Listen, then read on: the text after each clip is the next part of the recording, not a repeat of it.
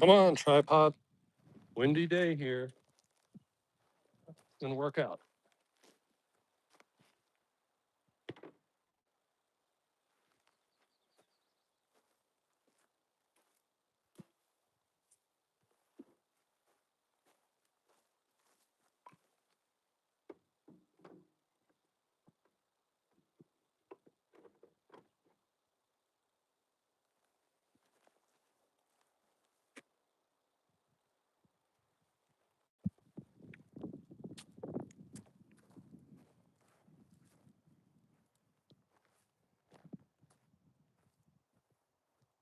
Okay, back at the backwoods cabin.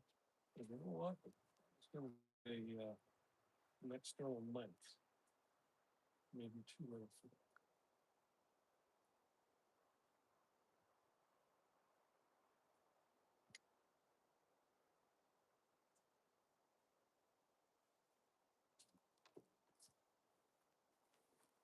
We'll just go with this.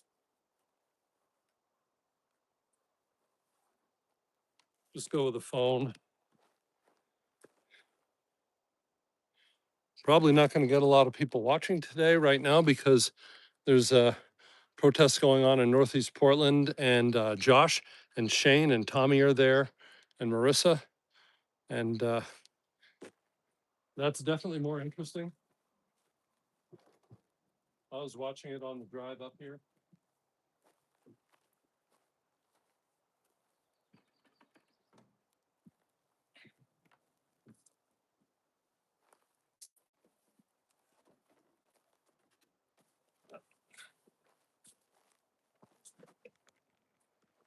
Got work to do today.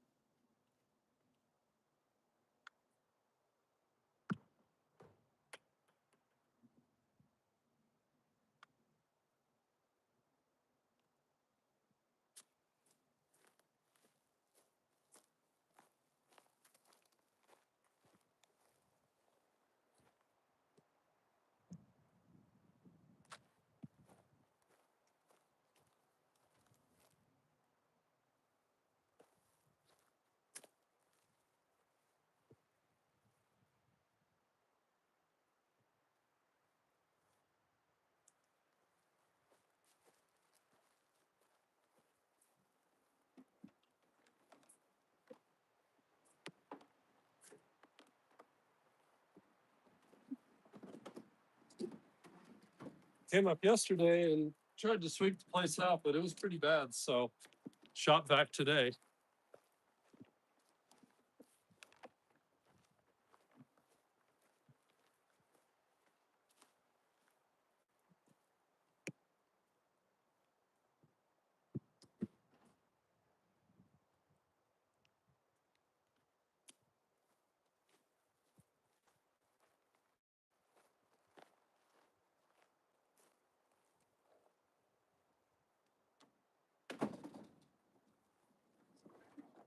Setup today is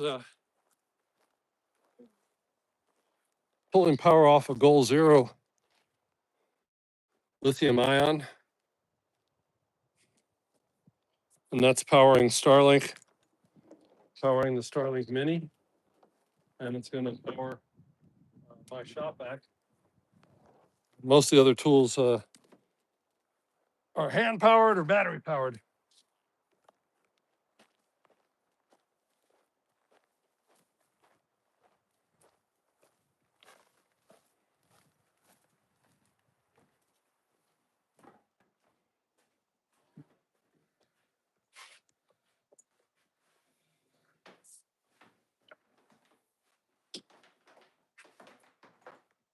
Anyhow,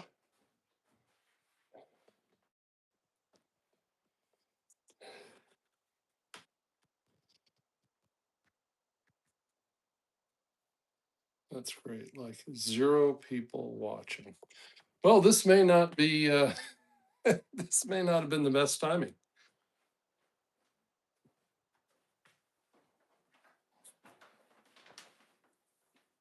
The work will get done anyway, and We'll watch later.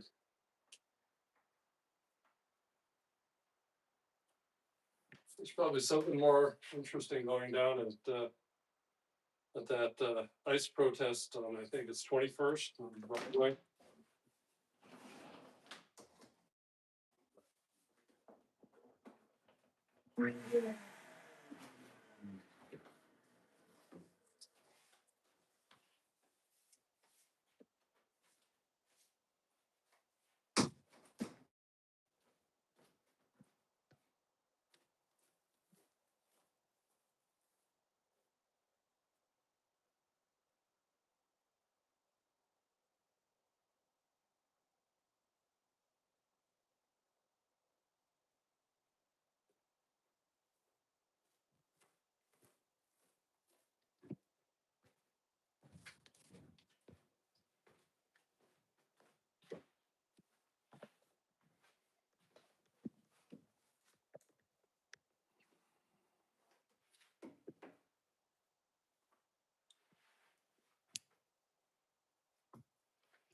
Anyhow, worked on the cabin yesterday and came home to a crazy, crazy night. First thing I saw was Kamala Patty outside ICE with a big Trump flag.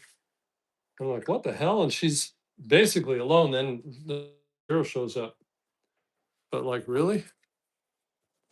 I would really like to talk to Kamala and find out why she was inspired to do that.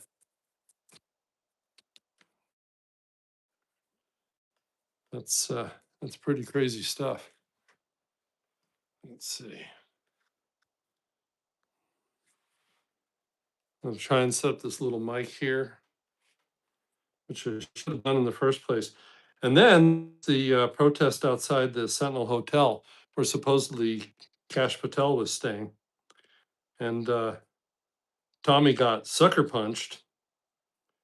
And Pam, who was standing right next, Pam Tifa was standing right next to the guy that sucker punched Tommy, claims she didn't see a thing.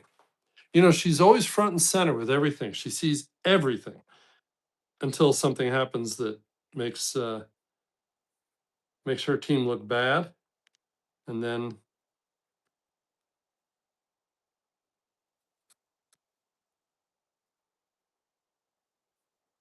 it doesn't happen. So I'm trying to set up this little microphone here. The way that guy came at Tommy and swung at him, I'm surprised he wasn't hurt more, and I'm glad because that was pretty crazy. I mean, he leaned back, and it looked like he was putting all of his weight into it, and Tommy was like, "You punch like a bitch."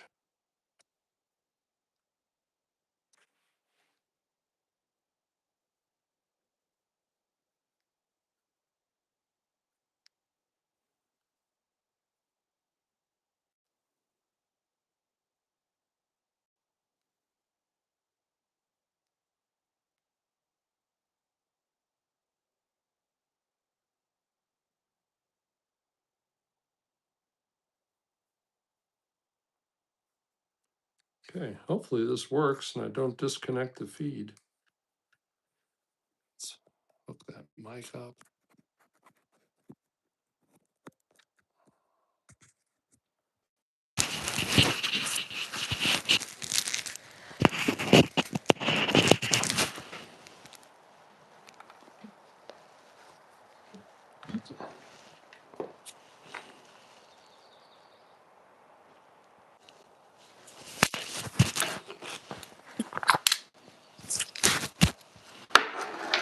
With the iPhone mic. Still learning, always learning. Something every day.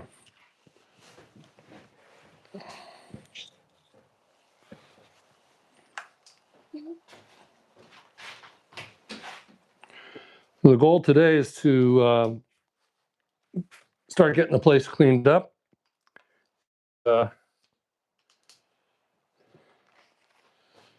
Get the place cleaned up and then clean up this door over here. that is really weather beaten because the evening sun hits it. You can see the bottom of it's pretty bad. And there's a lot of mildew on it. So brought sanders and stuff.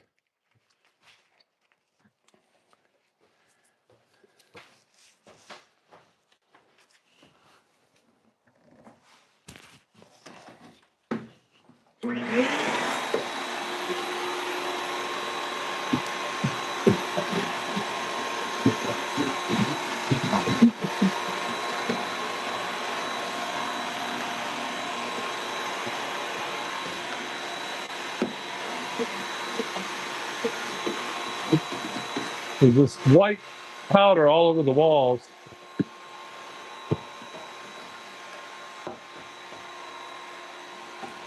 I have no idea what it is. Caused by.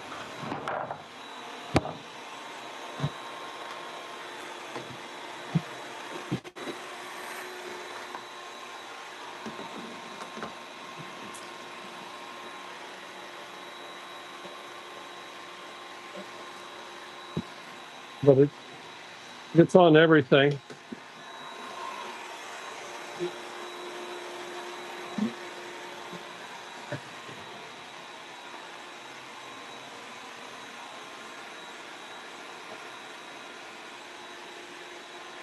All over this area here too as well.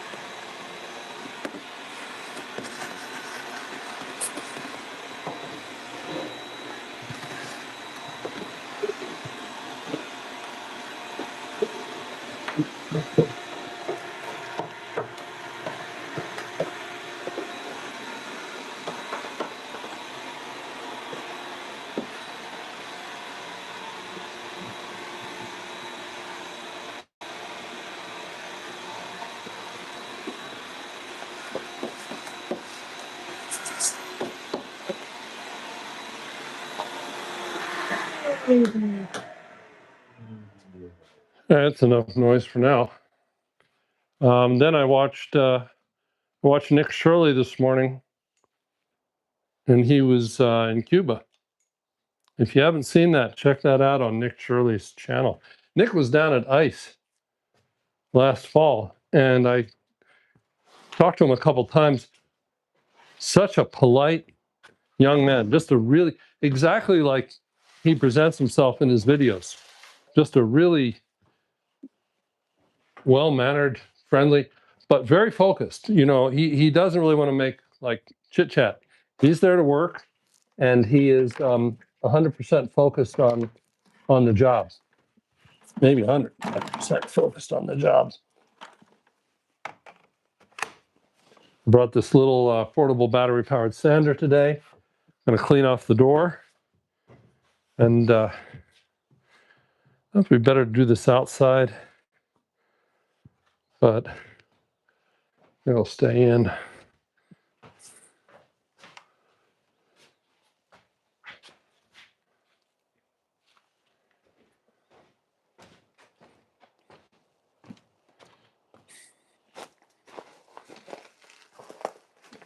I don't know what happened in the sun today. It was it's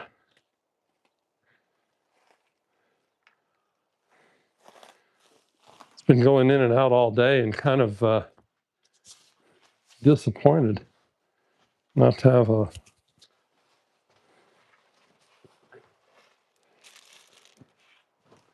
have some blue sky and sunshine. But yeah, check out Nick Shirley's thing from Cuba.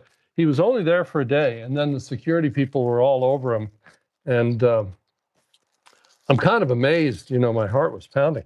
I was like amazed he made it out of there, because it really looked like he could have ended up being thrown into jail. It didn't look good. He was being followed by secret police.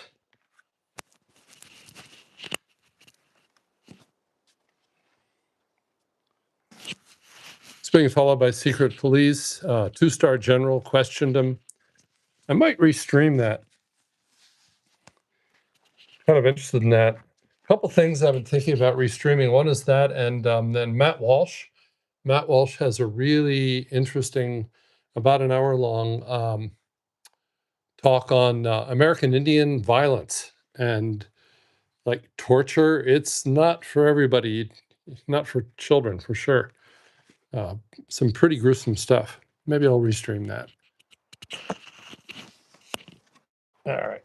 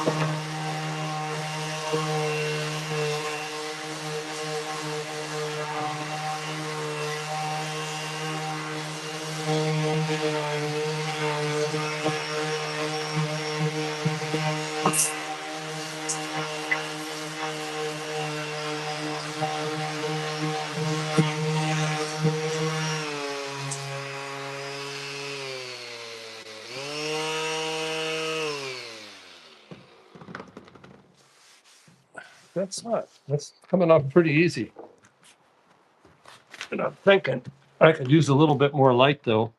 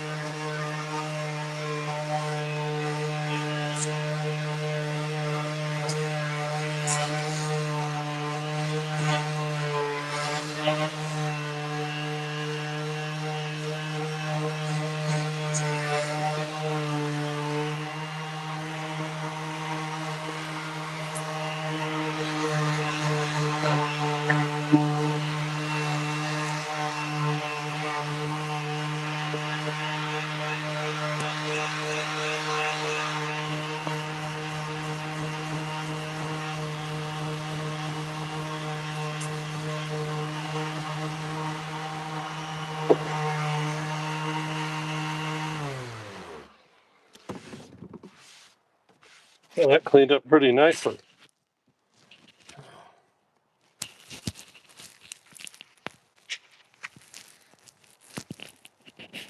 I'm sure this is exciting. I have no idea. But that looks pretty good.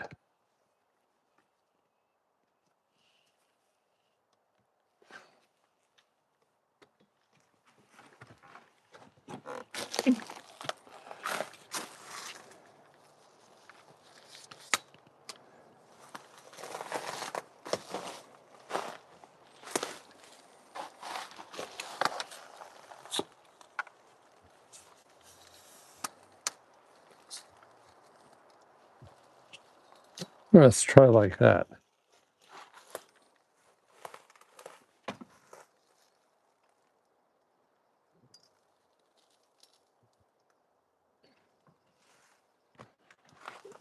Like, I honestly have no idea what I'm doing. I learned how to use all my gear down at ICE. It was great training.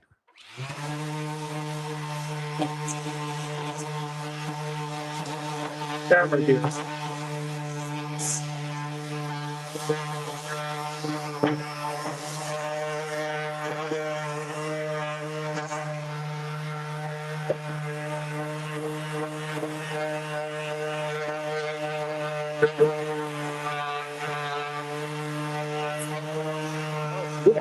It's raining, I guess.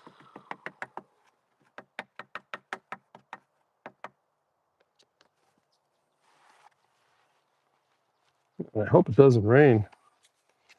I don't know if that Starlink is waterproof or not.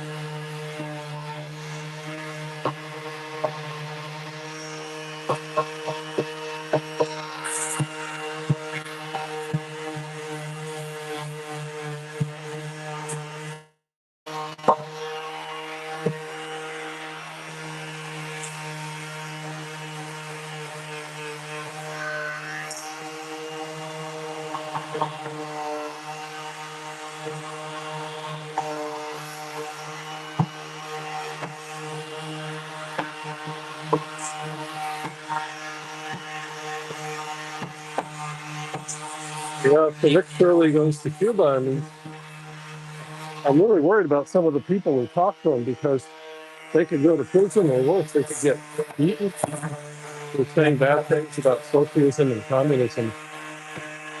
And Cuba right now has a really bad gas shortage because their supplies to Venezuela were cut off.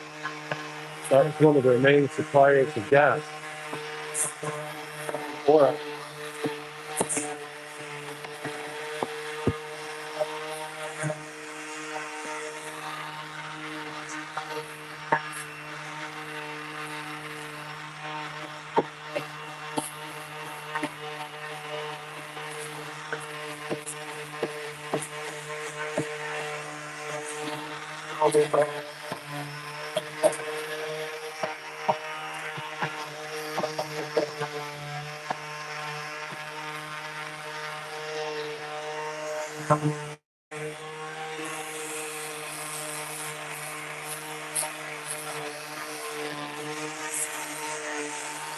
I remember watching Tommy once working on some cabinet in somebody's garage. I think that's Tommy.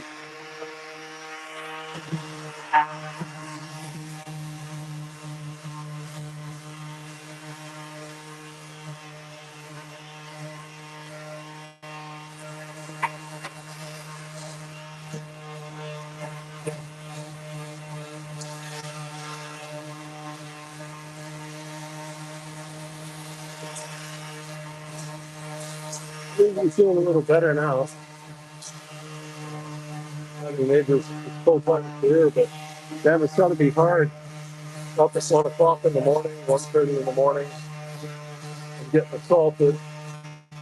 standing in the street watching these people make noise. And how is that allowed?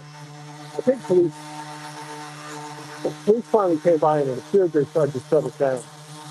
And so entitled, I posted a clip of Darren saying, well, we're not using amplified devices. No, you're using answers, cowbells. And yeah, there were a couple people like submarine and the megaphones.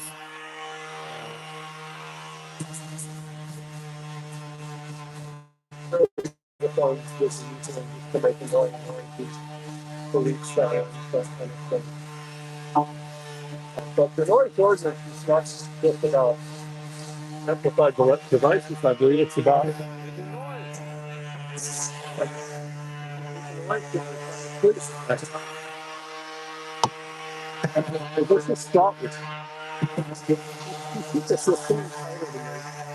They don't really have any concerns for other people. And the main thing is,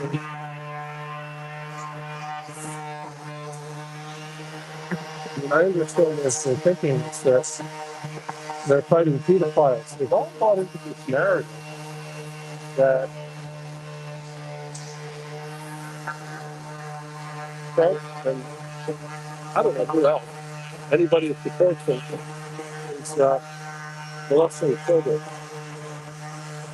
And they're quite passionate because they've been told this story and they're feeding off the rage because it's something that is absolutely abhorrent, terrible. But where are the receipts? And I'm not saying that it isn't going on. Conservatives were trying to expose that for a long time. You remember Pizzagate? Oh, it's Turkey. Conservatives were talking about a ring of pedophiles in the highest levels of U.S. government. And no doubt, Jeffrey Epstein was just line boy and probably was trafficking in girls much younger than we may even know about.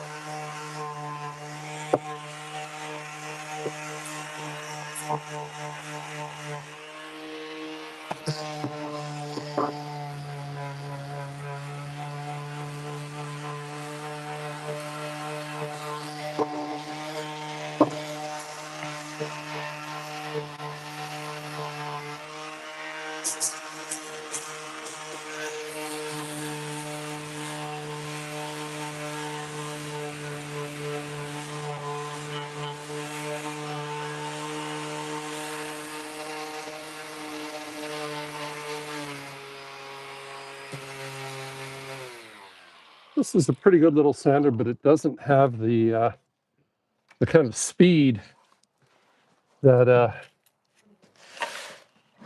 that a sander like like this little Ryobi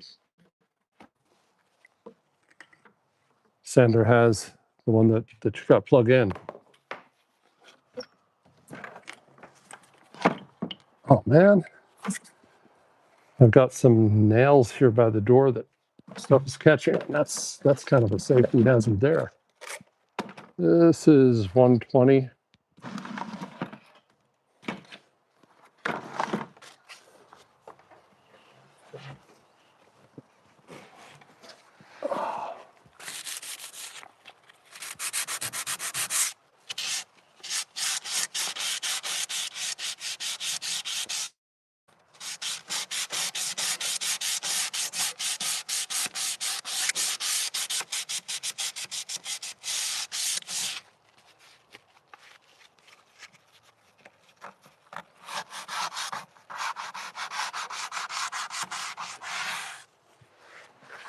Part of me feels like it's probably really strange to just film yourself sanding.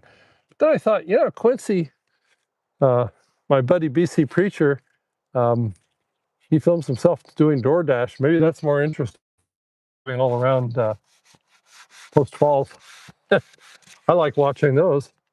I like watching those because I'm kind of interested in other places and what they look like. And I've been to Post Falls. And Quincy, it's beautiful. I'm jealous. Post Falls is not far from Spokane or Coeur d'Alene, Idaho. Um, and there's some really great biking trails in both Spokane and Coeur d'Alene. Uh, I'm going to be going up there at some point and riding them. Did some of that last September on the Centennial Trail.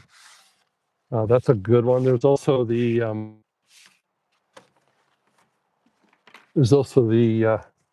Centennial Trail in Idaho that goes around Lake Coeur d'Alene, and then there's the Trail of the Coeur d'Alenes.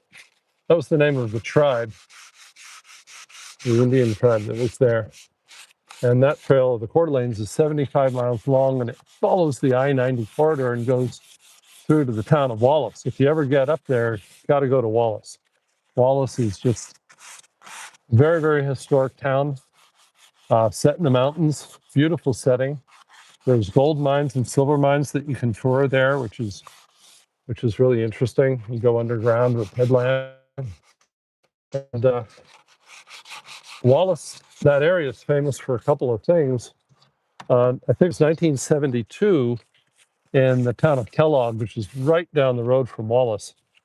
The worst mining disaster in U.S. history, when the Sunshine Silver Mine caught fire. And it caught fire because they were using a supposedly fireproof substance to seal some of the mine shafts that they'd finished mining. But it wasn't fireproof, and the Bureau of Mines knew it wasn't fireproof. And it was a huge government failure there regulatory failure that they allowed that to continue. That stuff caught fire, and it created this toxic cloud. And something like 85 miners died. And there were two that were 4,000 feet underground who survived. And there's a fantastic book about that called The Deep Dark. Just a really inspiring story of human survival of these miners who were in complete darkness for a week, total darkness, were eventually rescued. It was very difficult to get to them, but amazingly, they lived. They did find some sandwiches that had been left by the last shift to work there. The other thing that Wallace is known for is one of the worst wildfires in history. In 1910, there was a massive wildfire. It created 60-mile-an-hour winds, and it nearly destroyed the town of Wallace. And as a result, President Teddy Roosevelt, my favorite president, literally, he was kind of a Trump-like figure. He, larger than life, bombastic, controversial, um, very much a populist. I don't know today if you'd call him a liberal or a conservative, but Roosevelt started the Forest Service to manage wildfires after that fire because it nearly destroyed the town. They had to evacuate the entire town by railroad train. It's 1910. We didn't have a interstate highway then. And, Roosevelt also was, he was both a hunter and an environmentalist. And he was persuaded by John Muir to create the first national park, which was Yellowstone. And Roosevelt, you can't even imagine this today. When he's president, he goes hiking by himself in grizzly bear country in Yellowstone Park and walks like 20 miles.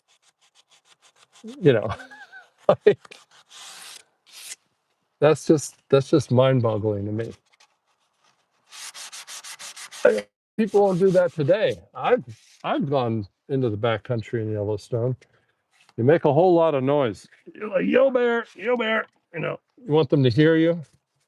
Talked to a ranger there, and because I was thinking we should have those bear bells. And he said, no, you don't want bear bells because the bear hears those and he's curious, like, what's that? What are those bear bells? They're naturally curious. Now just make human sounds, because human sounds, they know you're human and they want to stay away. There's definitely bears where I am today, here at the bug out cabin, which I'm going to call the Patriot bug out cabin because it's not secret anymore. I was calling it the secret bug out cabin, but since I went and filmed it and live streamed it, it's not really secret. Um, just the location, and I think I'll call it the Patriot bug out cabin. I'm going to get it cleaned up. I'm going to paint it because I don't really like this color. So this kind of pukey green color that I painted it, I chose that color because I was able to get 5 gallons of paint at Miller Paint for $25, as long as I use that color. It was one of those reject things where somebody had returned the paint. And I was trying to build this thing on a budget.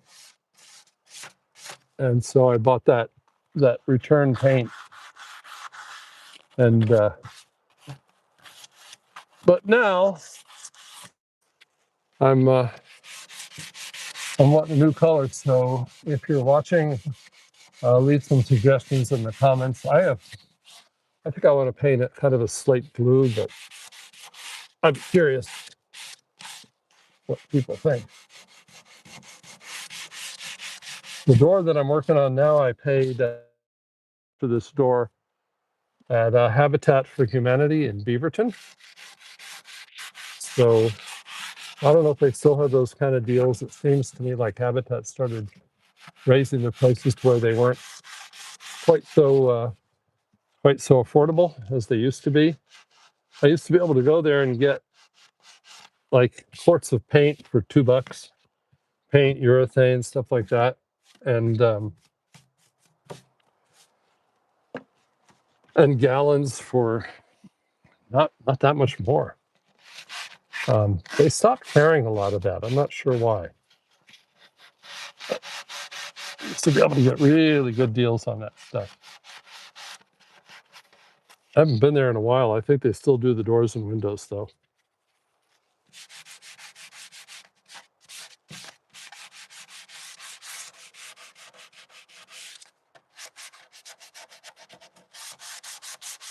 Ooh, I just felt a breath of kind of cool air. It was kind of muggy before, and now I wonder if that's a storm front coming through.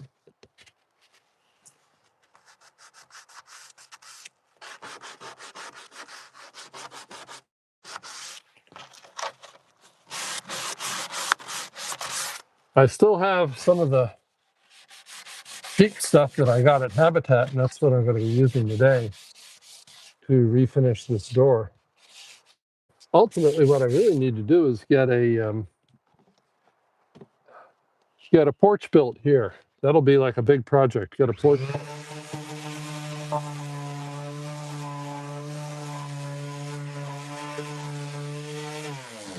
And the porch will keep the sun and the rain off this door.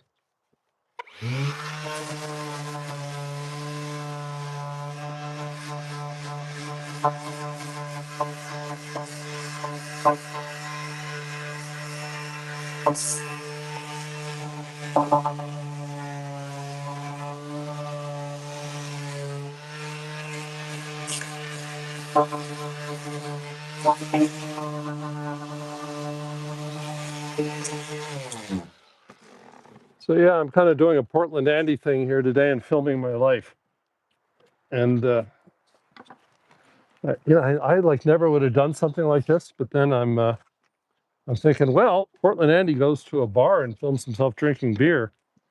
I'm not trying to compare myself. Portland Andy, love that guy. Much more interesting than I am, for sure. Most people are, but he's an icon.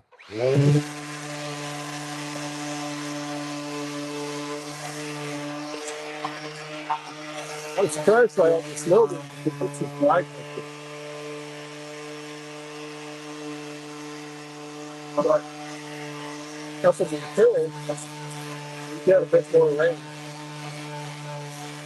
Low rain.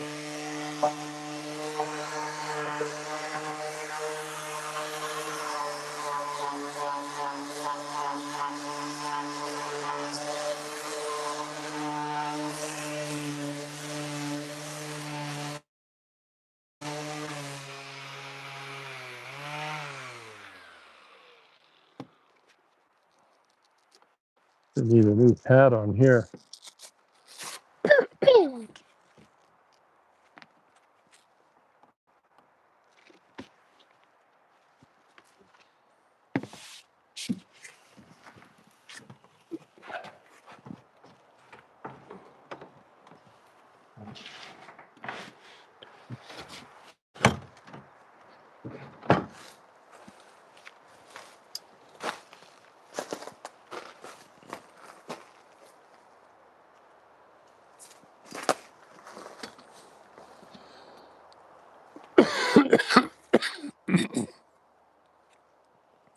Yeah, a dust mask might have been a good idea.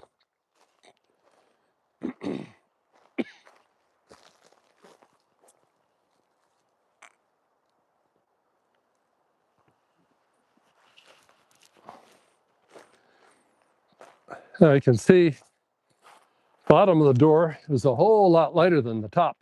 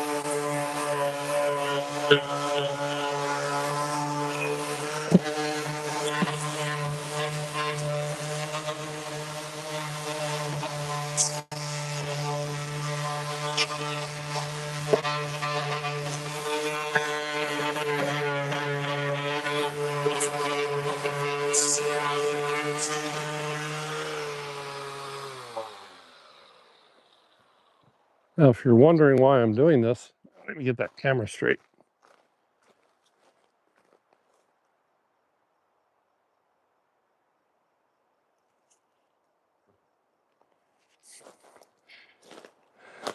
I'm going to reveal the real reason.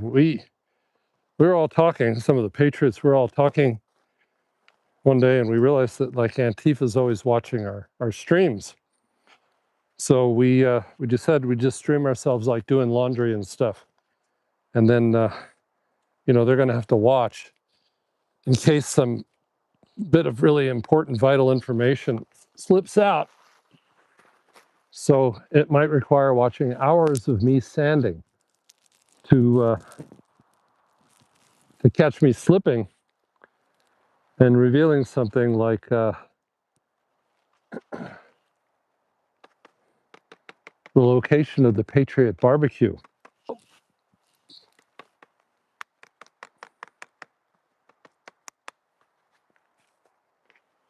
or something else that the chuds are up to. Because you know, those chuds, they're always up to something.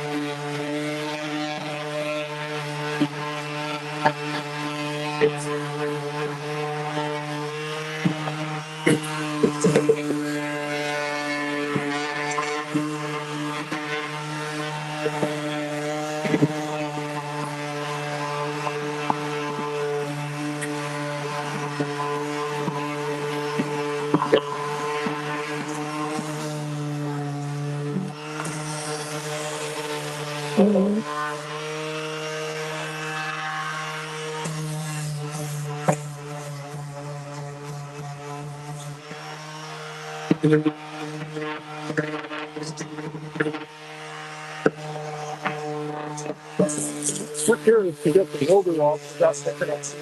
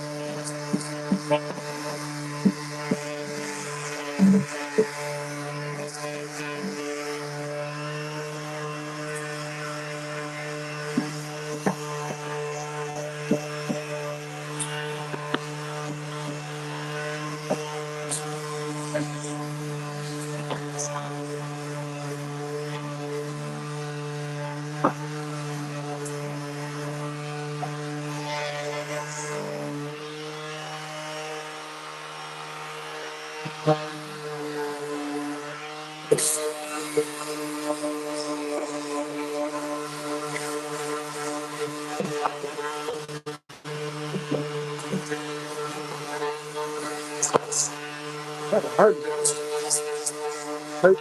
I'm gonna have to remove the dust. Keep getting away.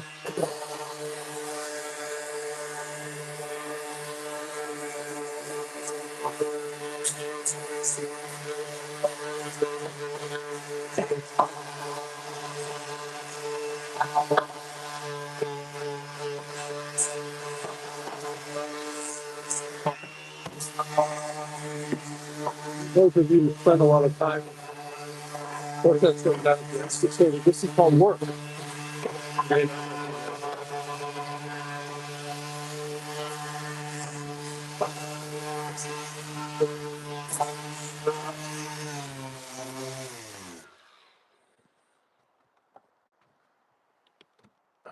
Okay, that was snarky. I realize that. Well, it's coming along. It's getting cleaned up. The bottom, I think the bottom's going to be permanently discolored. But you know, that's this is a bug out cabin.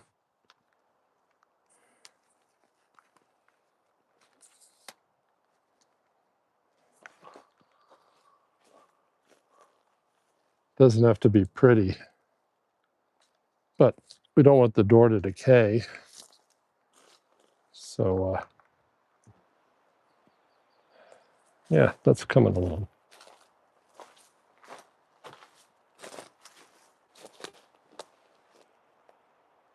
Hmm.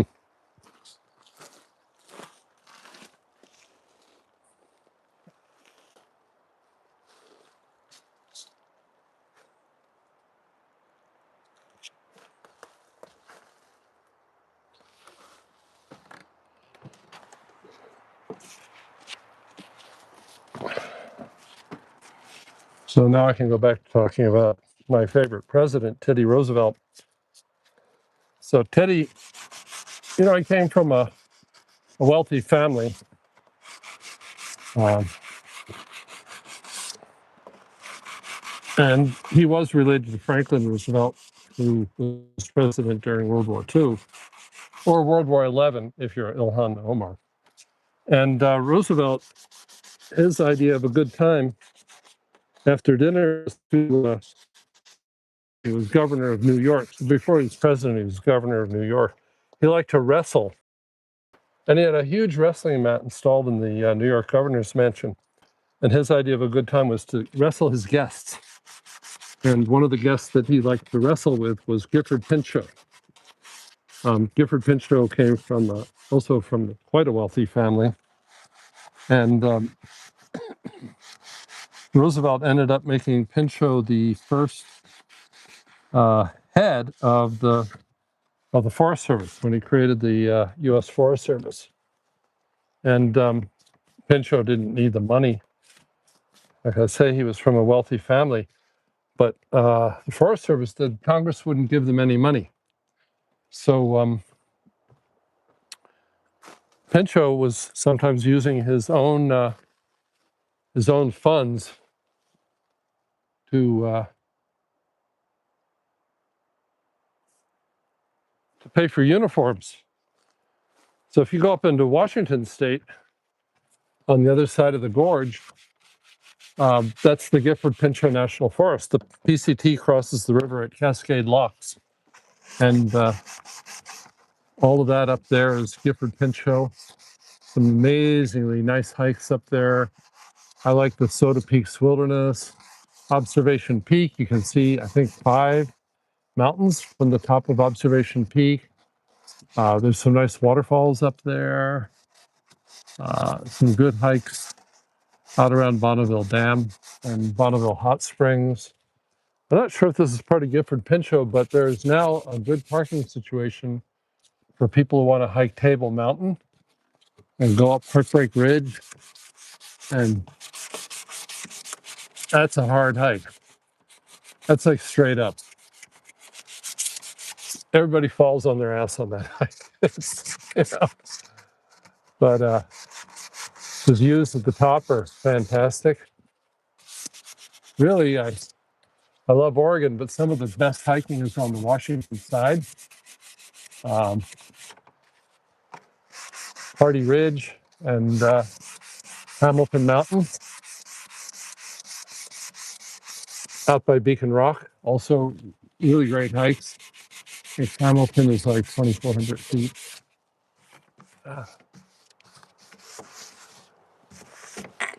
So I don't know if you haven't watched the stream last night, Ground Zero and Tommy down at the protest, it's worth watching. All these people outside the hotel. And Tommy gets there and he forgot, he just had like handheld camera. He pretty much rushed out the door. And he's forgotten his cigarettes. And he asked Pam for a cigarette. And Pam Tifa actually gives him a cigarette. That was, and people in the chat were like, WTF? Like, what? And that was actually very nice of her. Of course, she's trying to kill Tommy by giving him cigarettes.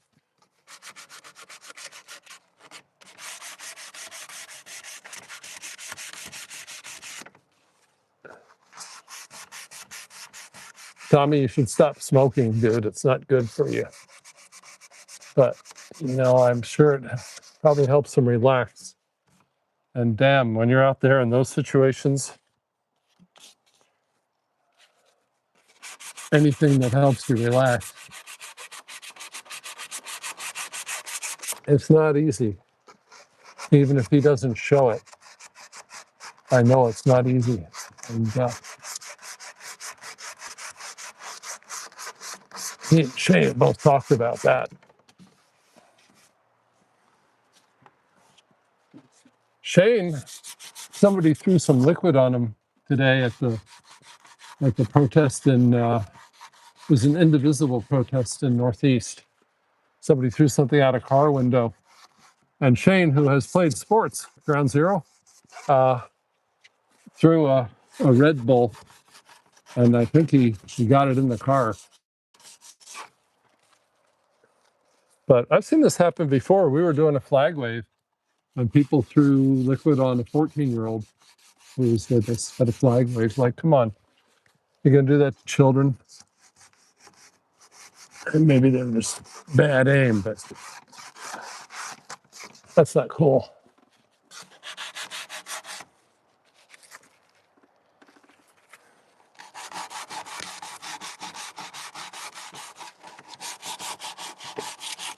I should get regular safety glasses.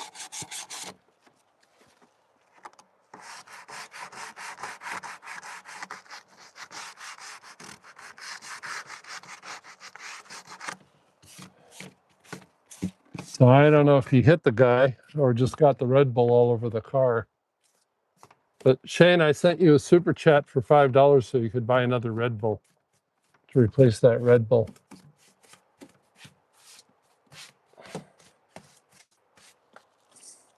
This is the tedious part, getting in all these little crevices.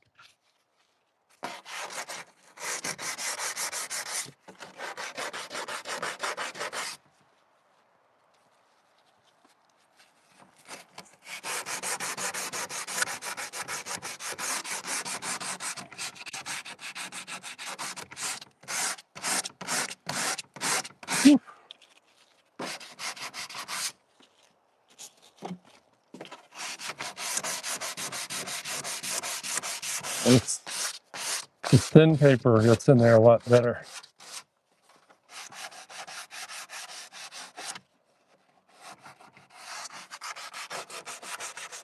Whenever I do this part, I'm always eager to get this done so that I can start painting, which is the fun part.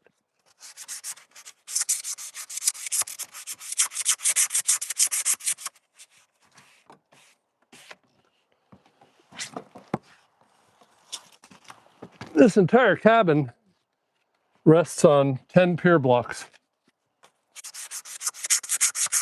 And it's set up so that I can actually raise or lower the posts on each pier block.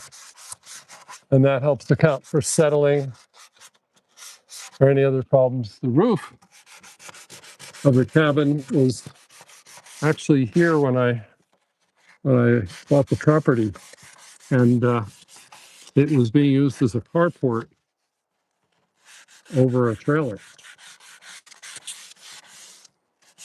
And they put a wood stove inside the trailer. That can't be safe.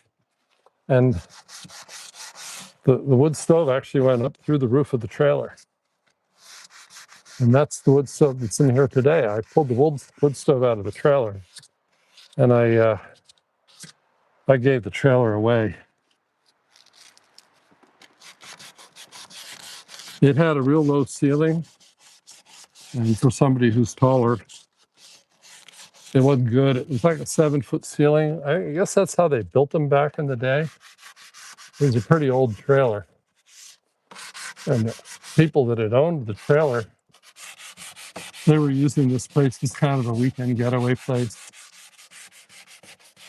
And the woman who owned the trailer had left all this Tupperware and Avon supplies inside it. And she sold that stuff, you know. She was an Avon lady. So I acquired a huge amount of Tupperware and sort of 70s colors like mustard yellow and chocolate brown. And those of you who are closer to my age will remember that stuff. Those were big colors. Avocado green, yeah, mustard yellow, avocado green, chocolate brown, and kind of a burnt orange. Those were real popular colors in the, I guess in the 70s. And even in the 60s. Orange was big in the 60s. I think it made a comeback. My dad had a bunch of orange furniture.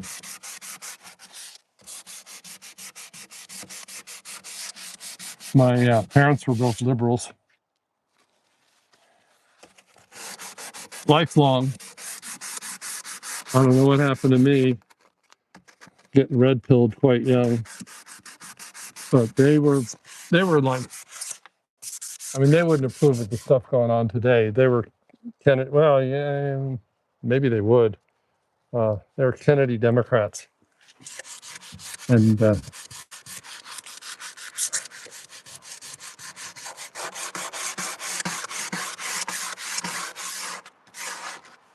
forget what I was going to say.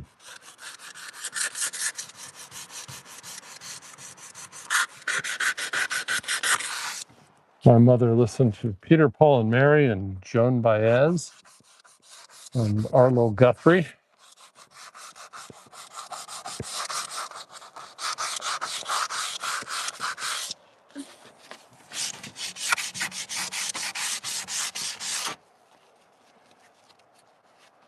But remember, though, that despite being a liberal, my dad was supported the war in Vietnam, at least initially. I remember fighting with him about that, and he was kind of like, my country, right or wrong. The liberals were different back then, and I was like an anti-war protester. So I did the whole, we didn't set shit on fire like they do now. We didn't do all that, but yeah, I went and I protested. I went to the Capitol and protested on the lawn of the U.S. Capitol out there around the pool. Was there a pool? Anyhow, protested downtown. And thing is that even then, I remember thinking these protesters are idiots, even though I was protesting.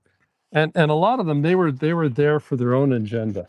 Like it'd be a Vietnam War protest, but then there'd be the people who were there because they were, like today, communists. And they wanted to turn this into a communist country, a socialist country. Again, if you weren't watching earlier, Nick Shirley went to Cuba. You gotta watch it. That guy is so brave. And he went to Cuba and the secret police were following him around. And he talks to real people in the streets. And they're like, you don't want socialism. It's bad. It's really bad. Like we're really suffering here. So, and he barely made it out without getting arrested. The Cubans were definitely onto him and following him.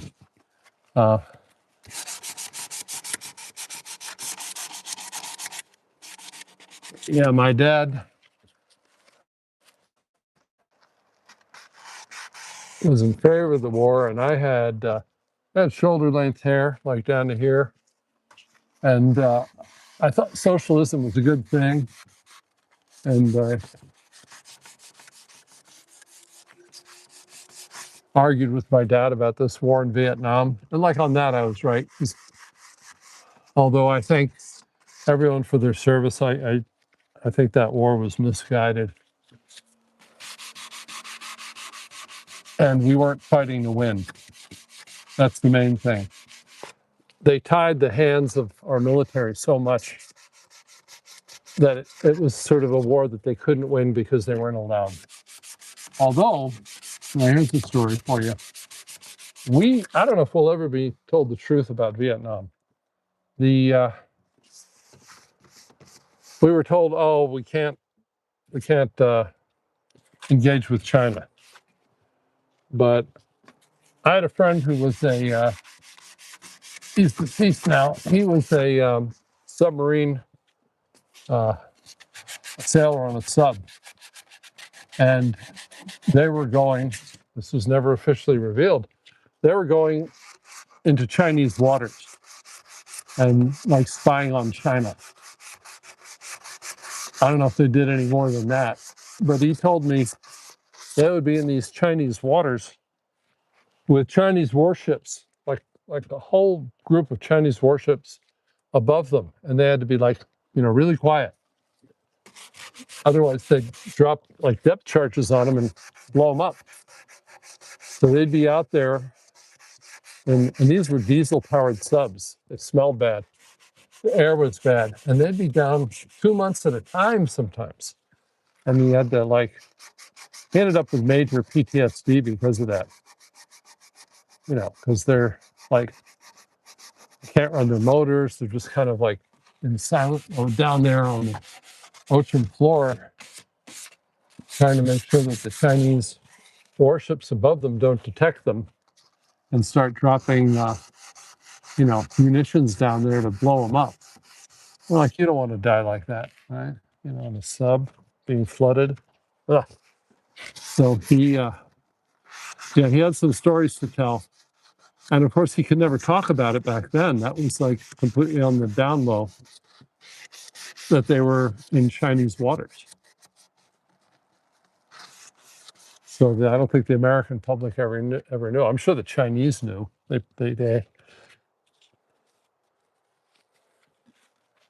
at least they suspected.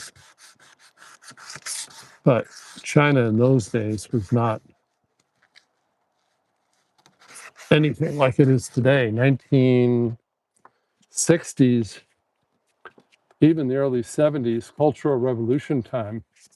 A lot of people in China didn't own cars, rode bicycles. If you needed chicken, you went to the market and bought an actual chicken, took it home and butchered it.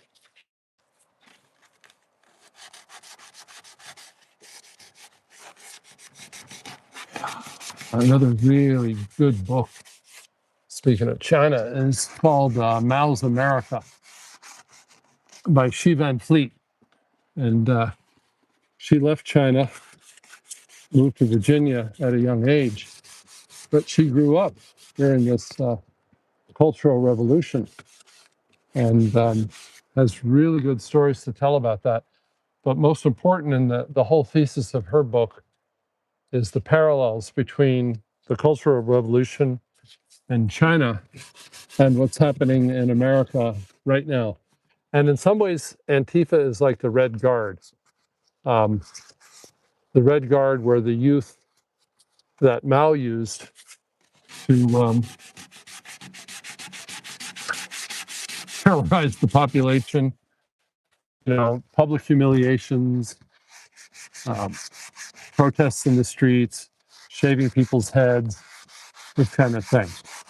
The message, though, for young people that are involved with the Red Guard of today, with the Antifa, is once Mao didn't need them anymore, they were the first to go. They're useful for a period of time, but if they think they're going to be around after the people who are really running things take over, like the people behind the scenes that are using these people to go out there and protest in the streets, they're mistaken. History this over and over. They don't end well for them. They don't care about you. They're using you. And you're expendable. You're more expendable than the people that are on the other side, who they need to keep around, the people who know how to run power plants and fly airplanes and build and make stuff. They're not stupid. So going back to what the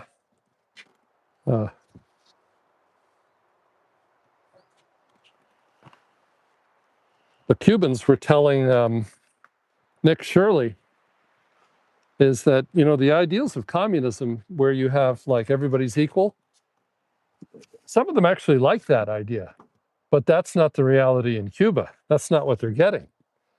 The wealthy, the party leadership, oh, they have nice cars and they can buy gasoline and they have nice homes. And everybody else is like super poor. Yeah.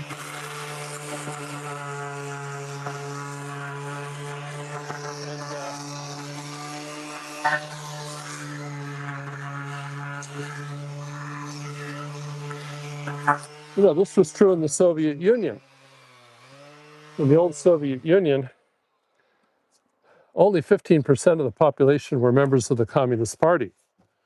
And the leaders of the Communist Party, the top guys and the people in the Politburo, well, they had they had real nice kitchens with modern appliances that actually worked, not the crap that that Soviet industry turned out, but appliances from Europe.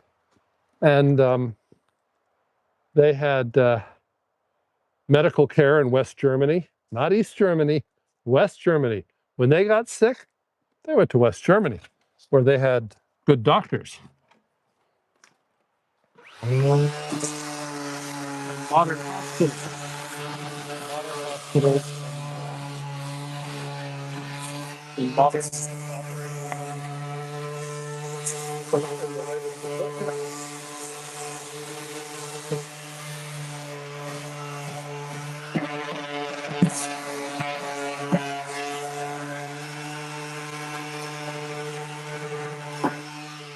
So all of you lefties who think you're going to have this wonderful socialist society, well, guess what? Yeah, AOC is going to be living high on the hog, but you won't.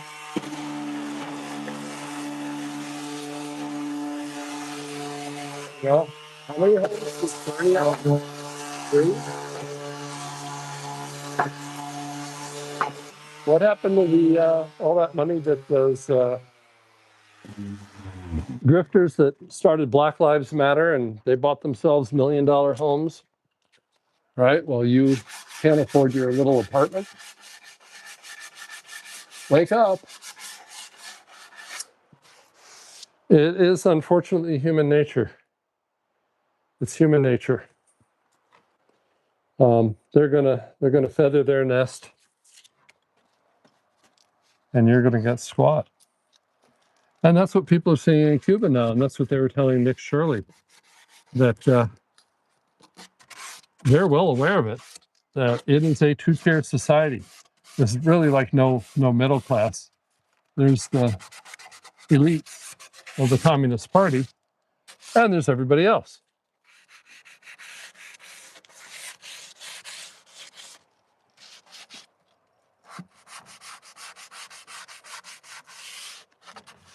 I think it's about time to slap on some urethane.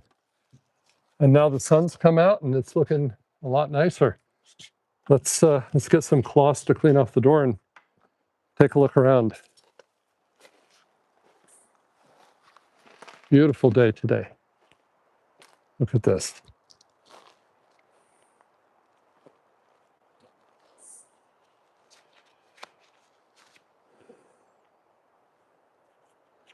You can come out here and do whatever you want. Nobody's going to say anything. I was sleeping out here one night, camped out here, and my neighbors decided to shoot off everything they owned. It's like about an hour of gunfire, non-stop gunfire. To be honest, I'm laughing now, but I was a little annoyed. It got pretty loud. So again, I don't like that color. I bought that paint because it was on sale at Miller. Not on sale, but you know, they have these paints that people like say you got the color wrong and they return them. And they'd return this paint. And I don't think you can get these deals anymore, but it was $25. So this looks like the color they used to paint municipal buildings when I was a kid. I remember they painted this like really crappy color, and I asked my dad about that, and he said, well, they want you to think they're saving money by doing that. So I don't know.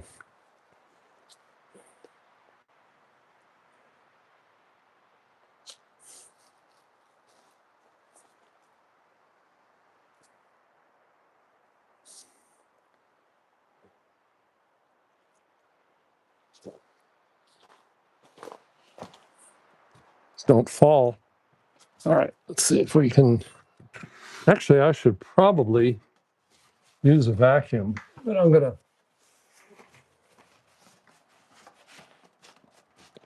wipe this off.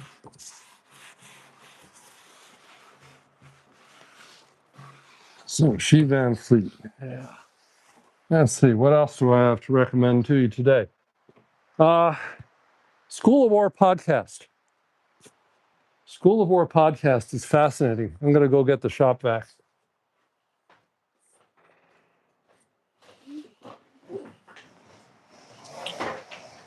It's all things military, basically military strategy and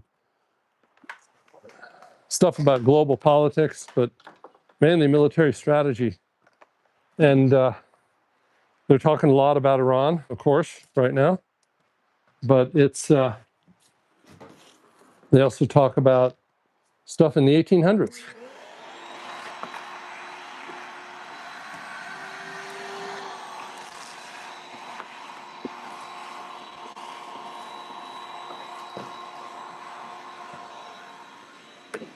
And you can find it on YouTube or Spotify. Just type in School of War.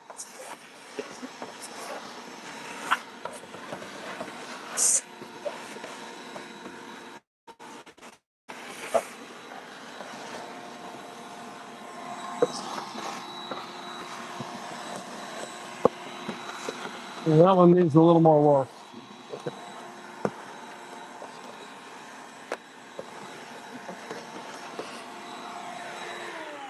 You know, I could either use a head-mounted camera, or I could get those glasses that Zach X have. If you haven't watched Zach X in Minnesota, that guy's crazy. I dropped a clip of him this morning. He's out like filming some protest, and Governor Tim Walz goes jogging by, and he chases him down and trolls him like in person. And he took kind of a chance doing that because Walz has, of course, he's governor, right? He's got a car following him. He's got a security detail that's following him, and they're following him in what else? Black SUV. And Walz says, you know, if you don't pull off, those guys are going to come grab you. He was fairly nice about it, but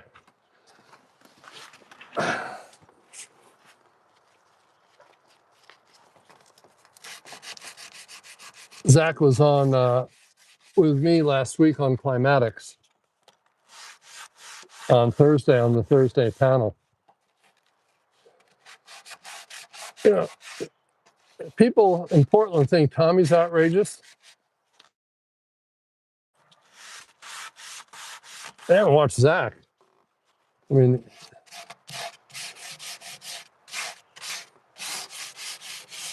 it'd be kind of interesting to see what happened if Zach came to Portland. It'd be kind of when Manny came to Portland. When Manny being Manny came to Portland. That was wild.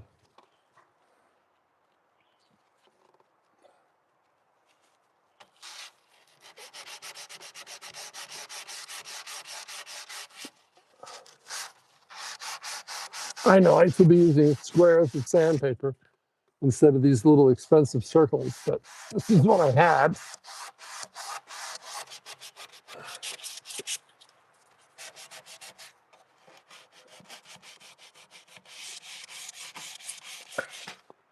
All right, the $15 door from Habitat is almost ready to be re-urethaned. I should be using marine spar, but I'm going to use the stuff that I have left over from Habitat.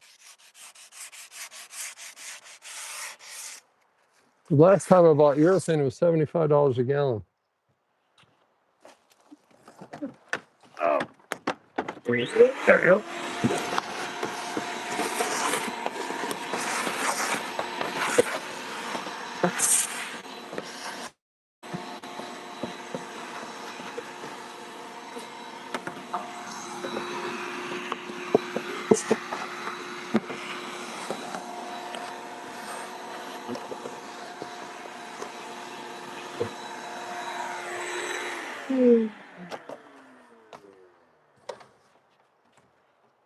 All right, let's see what kind of trouble we can get into here.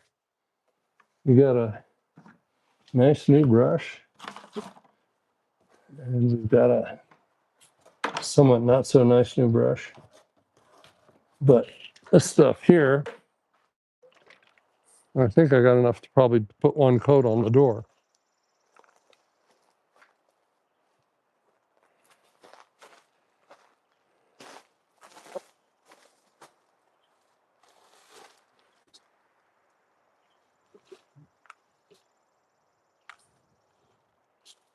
You know, setting a tripod down on 3 inches of pine needles is not easy.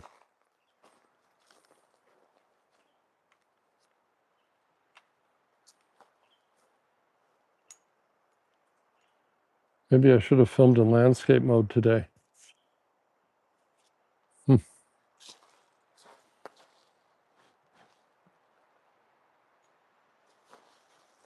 This is just barely staying up and it's windy out.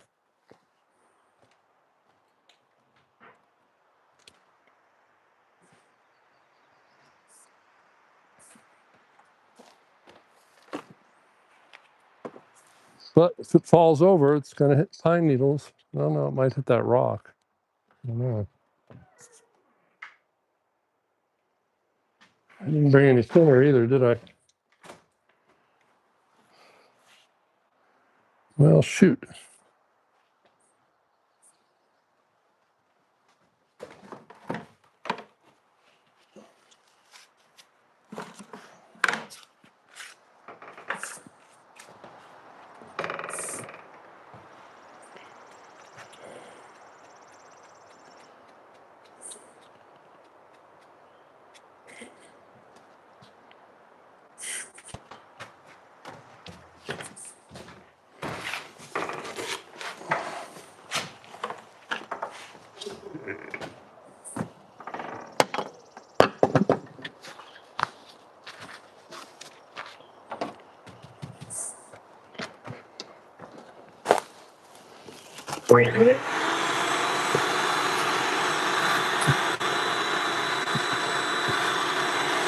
Glasses. There you go.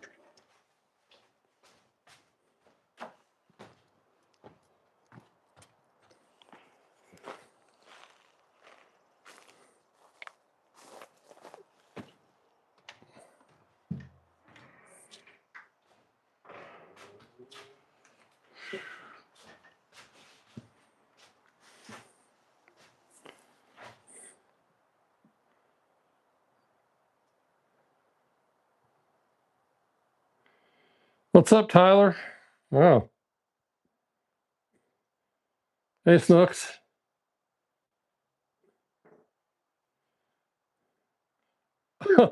Oh, thank you, Mr. Bill. All right. Hey, Hubie. Is that how it's pronounced? Hubie Wells? Good job. Oh, well, that'll see. Hey, Patricia Joy. I don't know if you're still with us, but I'm gonna start putting the urethane on the door now. I'll just do that in here.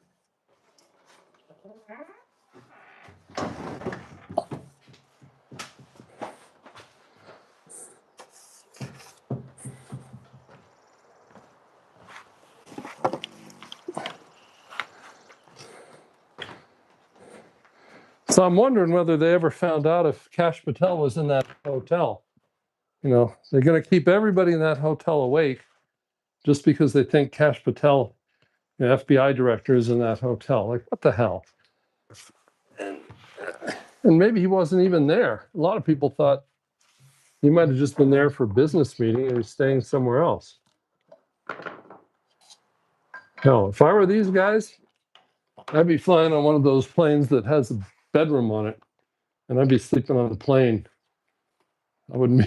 I wouldn't even set foot in Portland, except for the airport. I'd be out there at some private terminal and just sleep on the plane, where you know you don't have to deal with that kind of craziness. Oh, is that a tick? That looks good.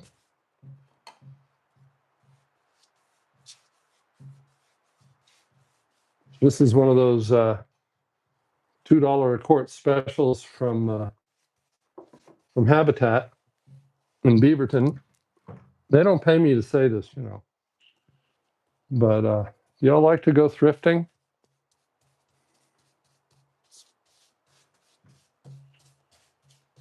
Go to Goodwill and help support that CEO who years ago they said he's making $500,000 a year.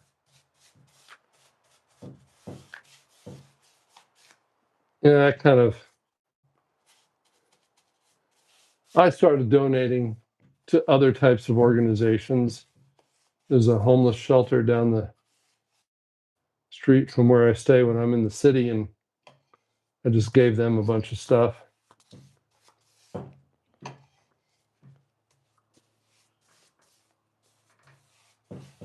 Rather than support what is basically a private for-profit enterprise. At least it's profitable for the executives, the of the nonprofit.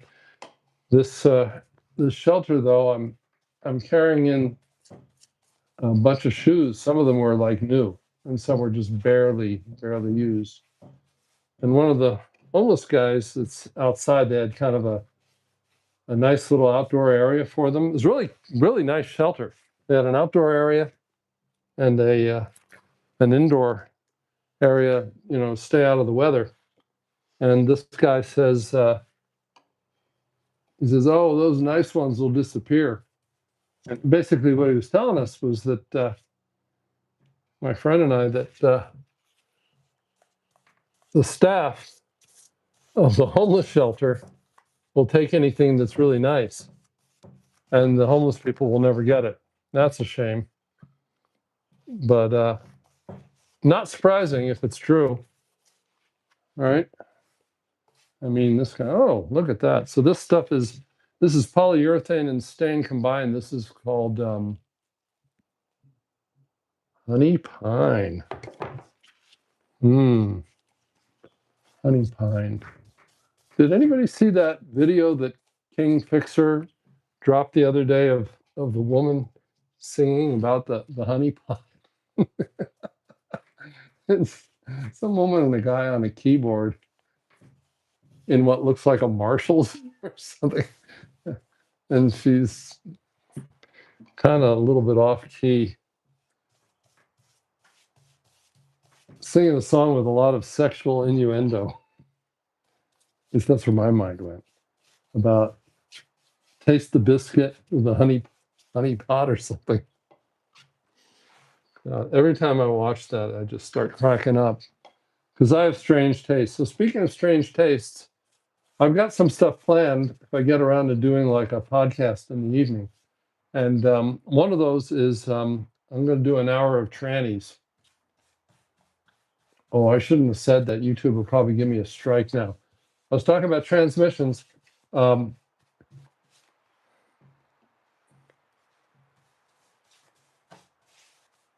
was going to do an hour on women who have the apple and the banana, and the banana's still there. But some of them are really quite good at it, and quite different from what we see in the streets in Portland,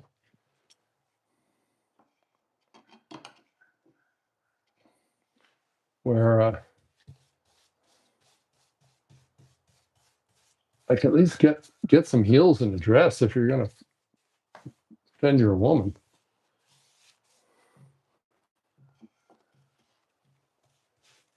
So I got maybe an hour of videos that I've collected on that, and I've got an hour on. Let's see what I got going on here. Is this? Yeah, do this side on adult baby. I'm not even sure if I'm in the frame here. Adult baby diaper lovers. Let's get a chair. Oh yeah. So these are adults who like to wear diapers. It's a thing. Viewer discretion advised. But this is a thing of people who want to wear diapers, and they're not all like the age of Pampers either. They're young people who are at an age where you really shouldn't need to wear diapers.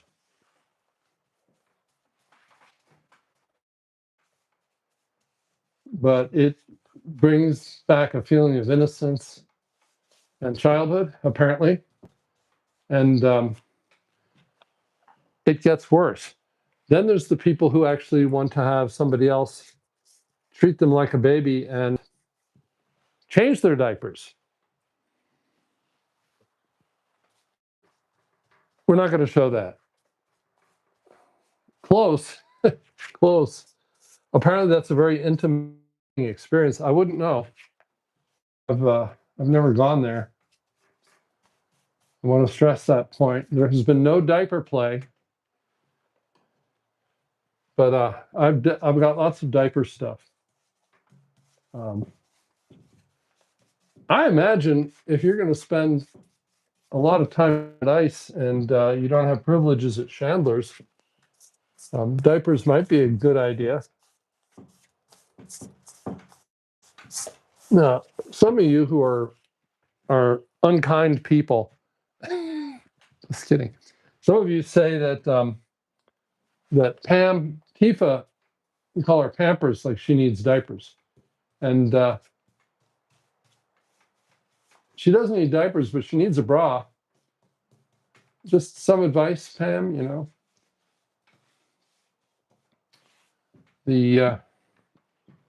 this is science. It's called gravity, and there's a point where maybe the ones with a little bit of wire under them would be a good idea. Nothing wrong with it, you know. I mean, women reach a certain age where they dye their hair, right? You know, we do our best. Some men dye their hair. I worked with a guy who dyed his hair. You know, Trump's dyeing his hair. Come on. You don't really think his hair is still that color?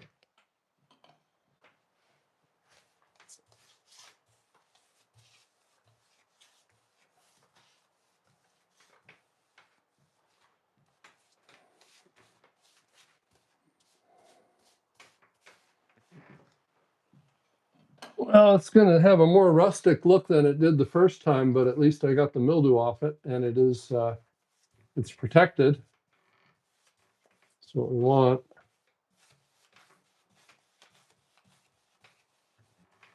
And then if I can get a porch built, I did talk to a neighbor of mine who's good at that kind of stuff and has a strong back and is a lot younger than me, about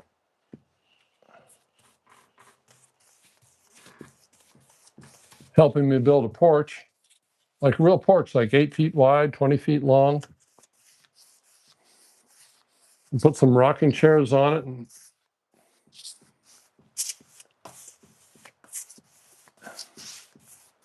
set out on the porch and just look at these beautiful woods.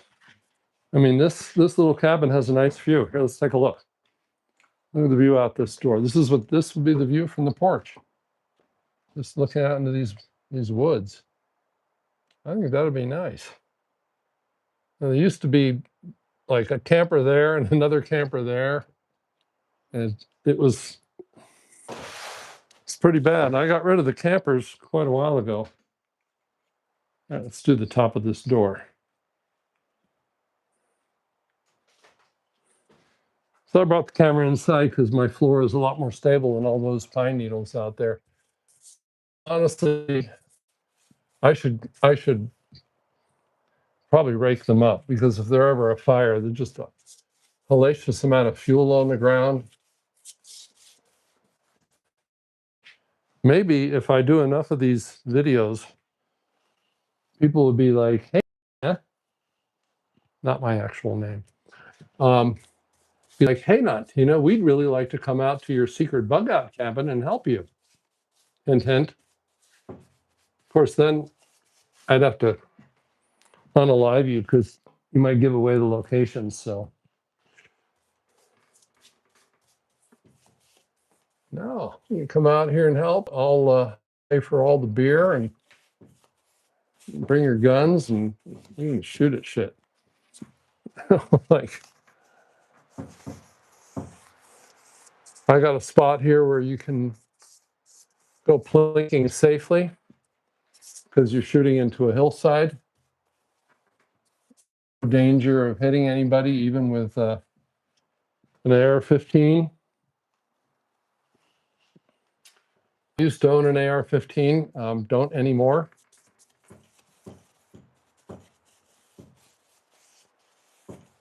I do have a 30-06 with a scope on it. That's about the most high-powered thing I've got. And I've got a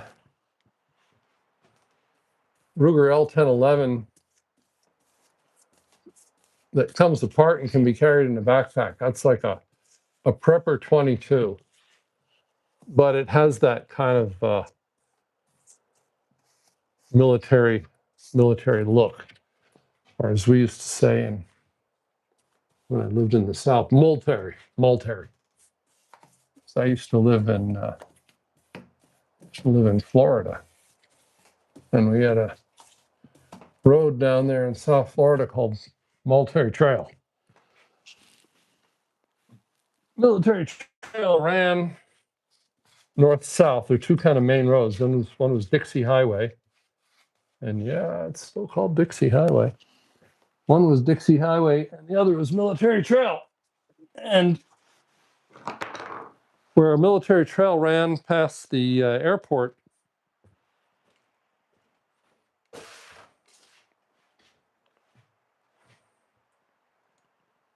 all right.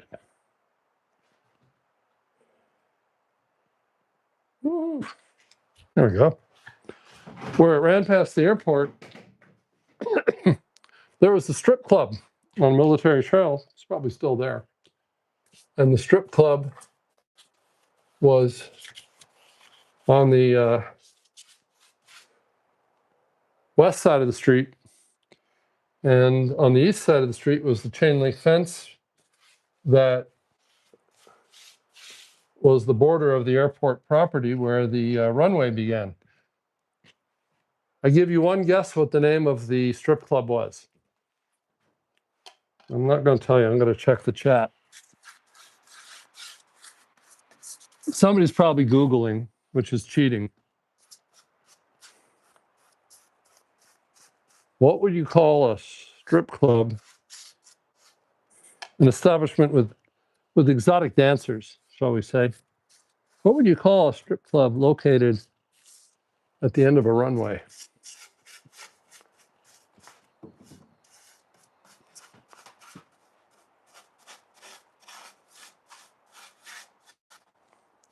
I'm getting thirsty.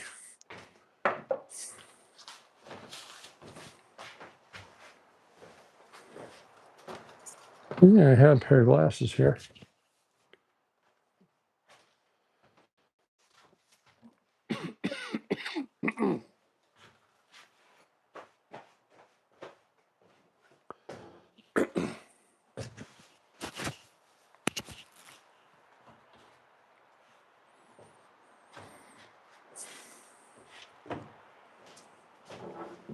I'm going to mute the mic so that I can cough.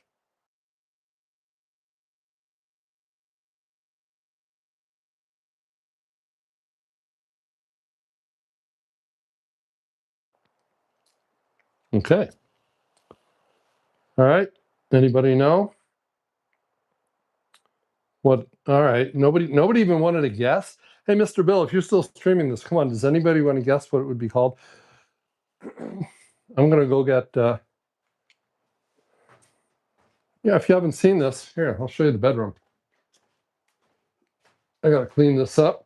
Got a lot of work to do. This is the bed platform.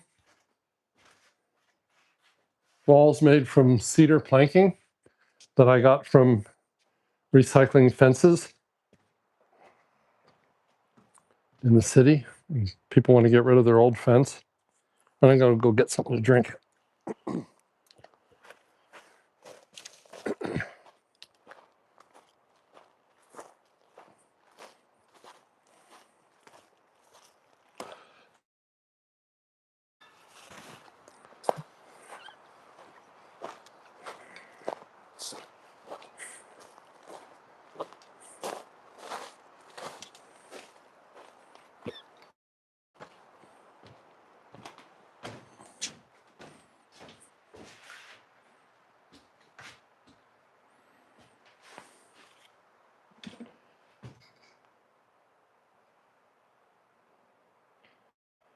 least somebody took a guess.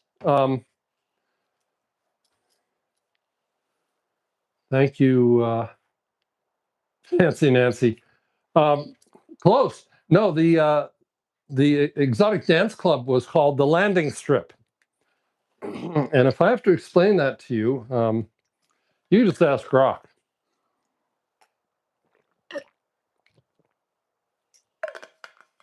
It was called the Landing Strip.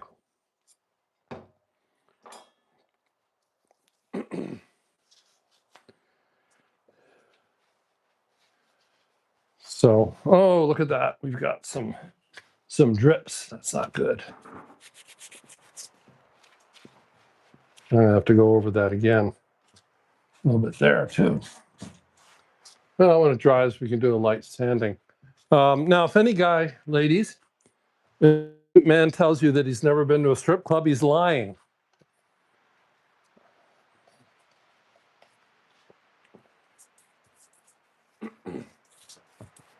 I'll just leave that out there. Now somebody will tell me, no, I've never been to a strip club. Okay.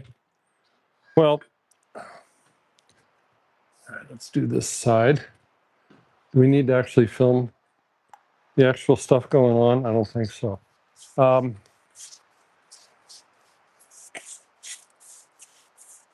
So how much should I reveal here?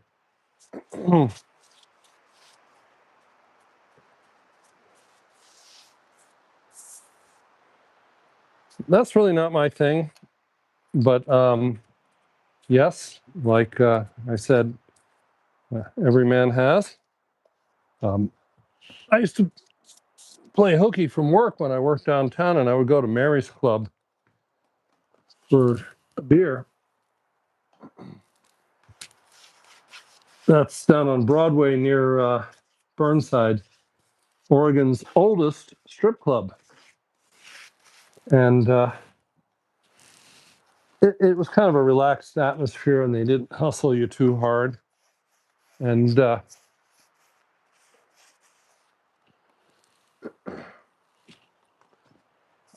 in there one day, and I bump into one of the customers of the business that I worked for. And I was like, oh, shit. And the guy said, oh, I'm here too. But the guy I was working for would not have approved. He was very straight-laced. He might be the one man who's never been to a strip club. The guy that I was working for at the time. Years ago, I took a woman I was dating to the strip club out on St. Helens Road, is it? Or no, Nikolai? I don't know. It's on the way to St. Helens. It's out in the Montgomery Park area called Casa Diablo. It's an all-vegan strip club. I don't know that all the dancers are actually vegans, but all the food there at the time was vegan. It was all vegan. And I remember hearing about it on Rick Emerson's show. He was a Portland talk show host. And he actually did a whole show on this strip club. And somebody called up the show and asked, can we still treat them like meat? Attempted humor there. Let's see, get that door. I'm going to do the lower part there. So you're just going to see my lovely legs and gut. Or I could bend down. Anyhow,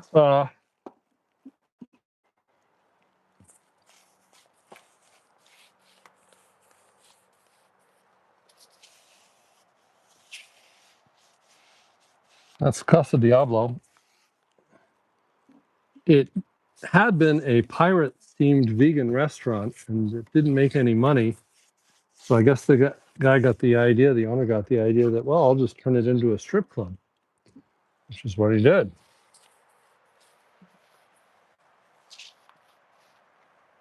So I briefly, here's another not Tina revelation.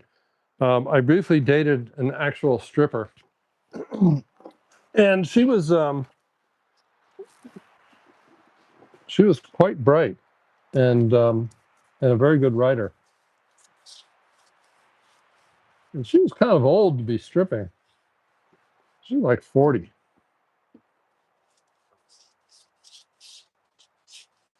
Looked good though. Anyhow, she kind of gave me the down low on strip clubs, and she wasn't really proud of this, but she said, "This is not about taking off your clothes. This is about manipulating money out of men." Um, and yeah, there's nudity involved and there's lap dances involved, but a lot of it is just playing guys um, who are lonely and maybe all the spark has gone out of their marriage or whatever, and they just want to talk to somebody who they might just want to talk to somebody. And in fact, there are people go to brothels and don't have sex, and they just pay for talk time. Yeah, maybe some hugging, cuddling. How do I know this? No, not from personal experience.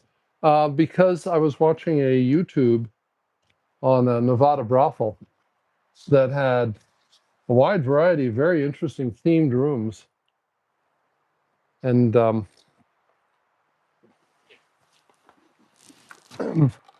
but I kind of enjoy the seamy side of things. So if there are any sex workers watching who would like to be on a Not Tina podcast, hit me up, and we'll have a serious conversation. No, seriously, we will. I'm not looking for action. Okay, just looking for guests. I'm sure Mr. Bill, being a very proper gentleman, would turn these women down, but I'll put them on. You know.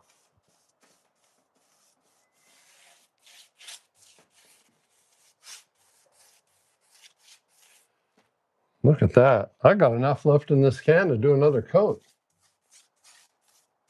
Isn't that something? Oh, yeah.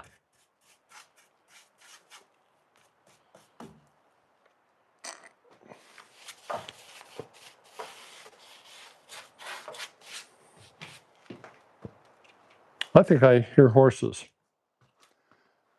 I got a neighbor here with a stable. These are probably his.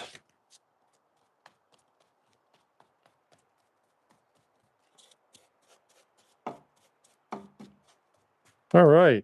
Well, that's a job done. We'll seal this up. Try and find a way to keep this brush. I'm just going to leave this here. Find a way to keep this brush from drying out. And maybe if I wrap it in one of these little, here, check out the stove. If you didn't watch yesterday's cabin reveal, this is the little wood stove that I pulled out of the camper that was here. And it does a great job. It's only about 300 square feet and it keeps it warm. You can winter camp here.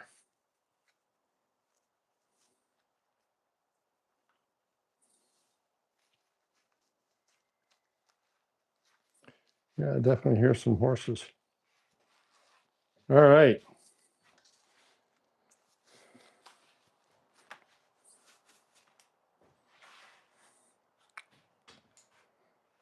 Let's take another look at the chat.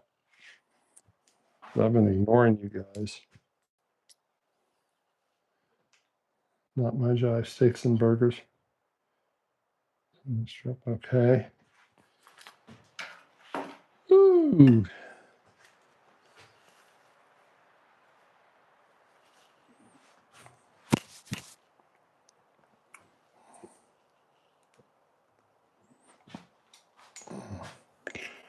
What are we doing here? How come this doesn't go higher? Did I mess something up? This is the same tripod that I used down at ICE.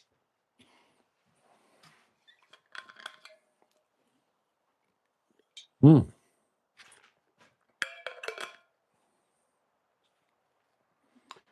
Now look, I'm old. I got to put my reading glasses on.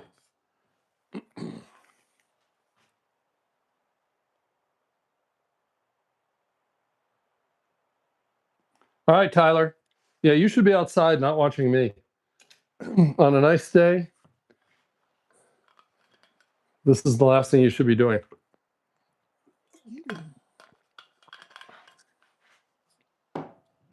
Hitting golf balls sounds like fun. All right, so next job, take a little tour of this massive establishment here, walking around this cabin, is to, hey, if any of you are electricians and want to come help me wire this thing, that'd be welcome. Yeah.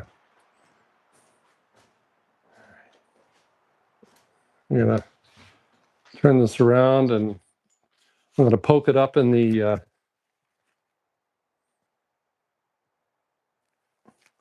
going to show you the attic. All right, that's the bed platform.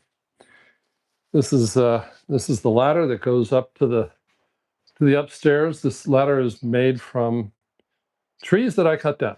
Right, I decided to save money, and we can go. Oh, might help if I. There we go.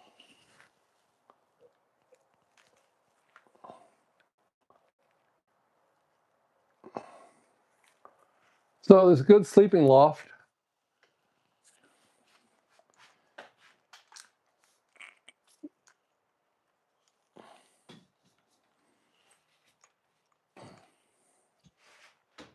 This door here, which has not fared well.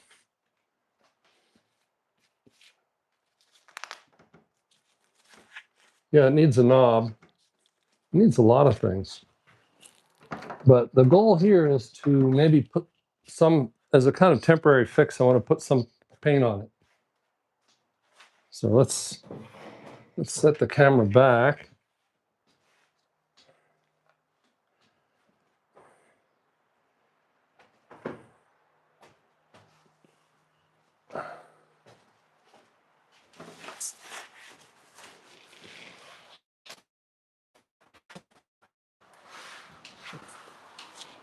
I was going to do something quick to make it not look so bad.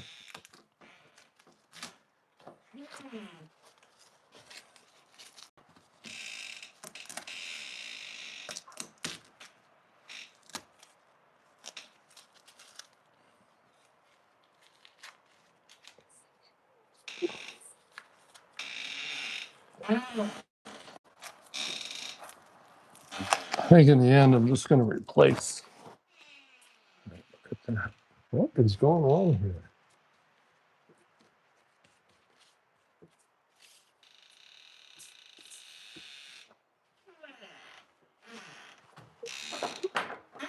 This is I don't know what I paid, 15 to maybe 25 bucks for the store.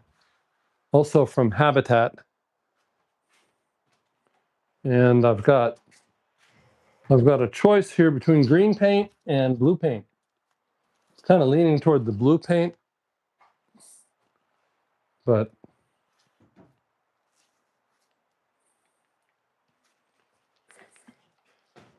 the green is kind of the shade of that little emoticon where the smiley face vomits. I don't know if that's a good choice.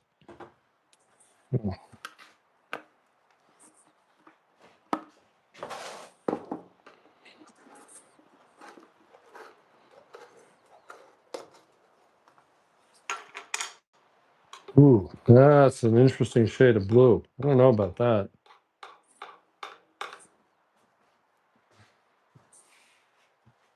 But you never know when it'll dry darker.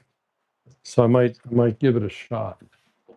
Now I can't use the same brush that I use the urethane on, can I? Because this is latex paint, so that's not going to work.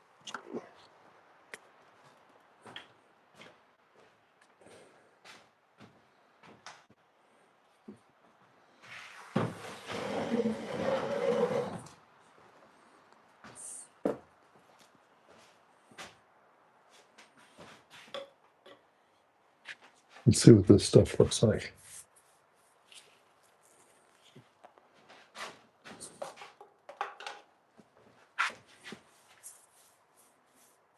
I'm just using paint that I had left over, paint that I bought on the cheap from, I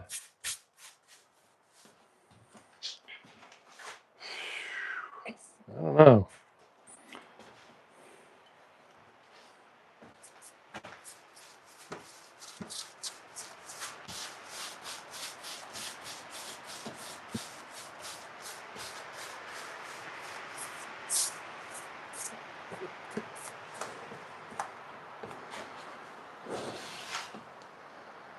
But it does dry darker.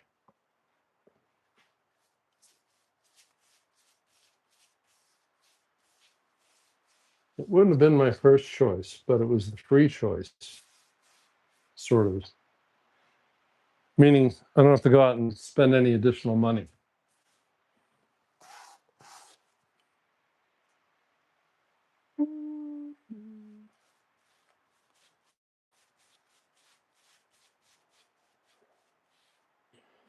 So what do y'all think? Is it going to be a spicy summer in the city?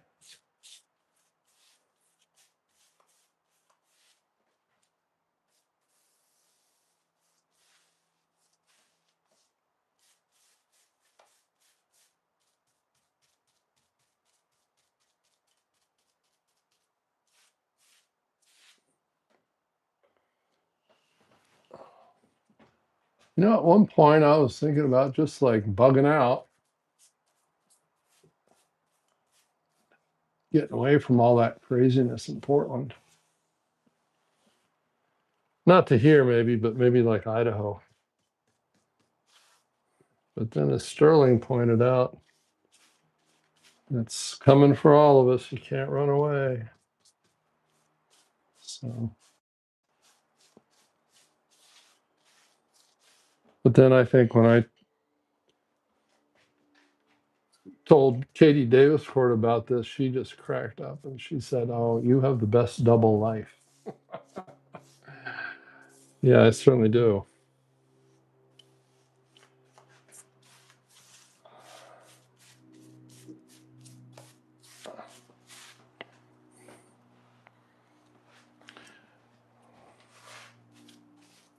If you can save money and buy land, buy land.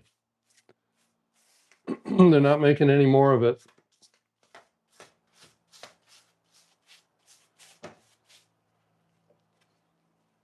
This is my cheap duct tape weather stripping.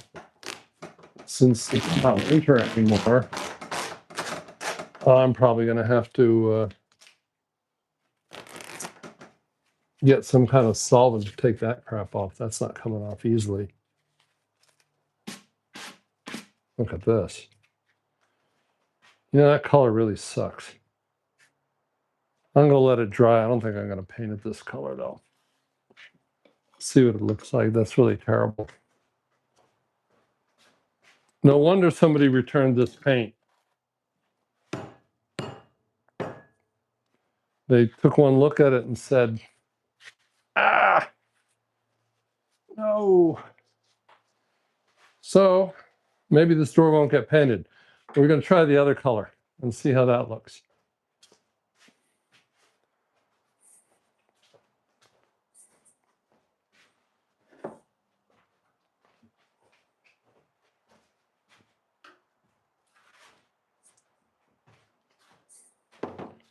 I don't spend a lot of time stressing over decisions like this.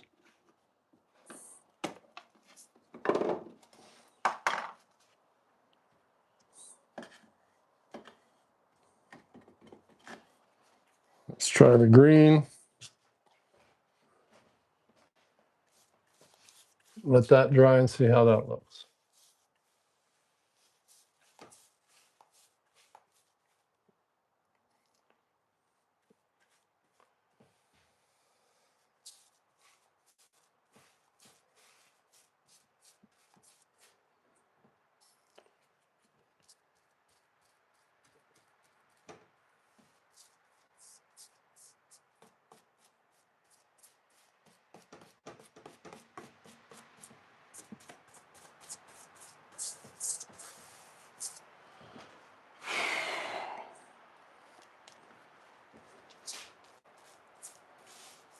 I was talking earlier about School of War, and I never really went any further with that. School of War podcast, which you can find on Spotify and YouTube.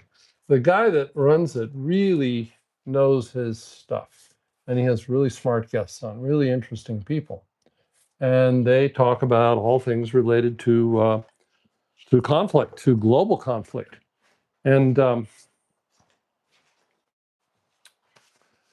course they're talking about Iran. And they had one on the Strait of Hormuz that I found really interesting, really informative. And I pointed out that the media talks all about the oil ships, right? Everybody's worried about the oil and the price of gas and those tankers that have to get through the Strait of Hormuz. But what he said the media is not telling you, and look at that. Now I got all this crap in the paint, is that the Strait of Hormuz is actually a vital waterway for all global trade. Automobiles, fertilizer, food. And you need fertilizer to grow food. And parts. And countries are going to go into literally into a depression if it doesn't open up because they're not getting stuff they need. There's stuff that's going to Australia. There's stuff going all over the world through the strait. What is this? I'm gonna have to do a little bit more vacuuming. So while we let this dry, put a little bit more on and vacuum, and then we'll see what these two colors look like. And maybe neither one of them will be the right choice. But it's a bug out cabin, right? And this doesn't cover as well. It's going to need a couple coats to do it with that.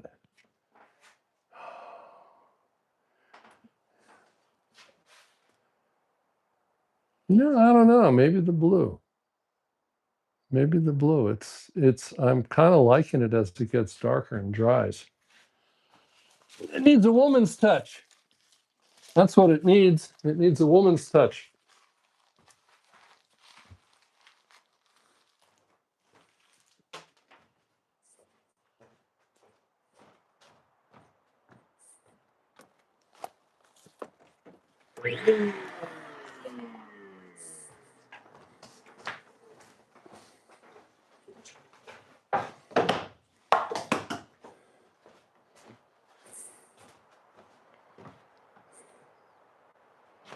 What the hell?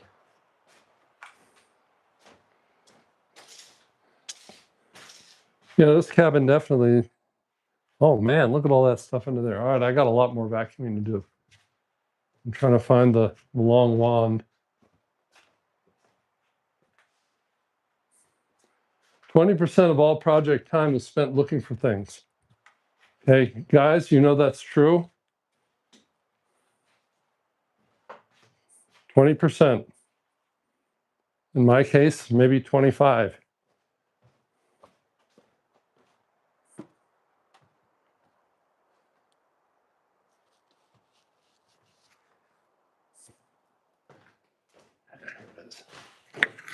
So yeah, needs a woman's touch. I am single. So ladies, if this, any women watching who are also single, if this lifestyle looks exciting to you, DM me on X.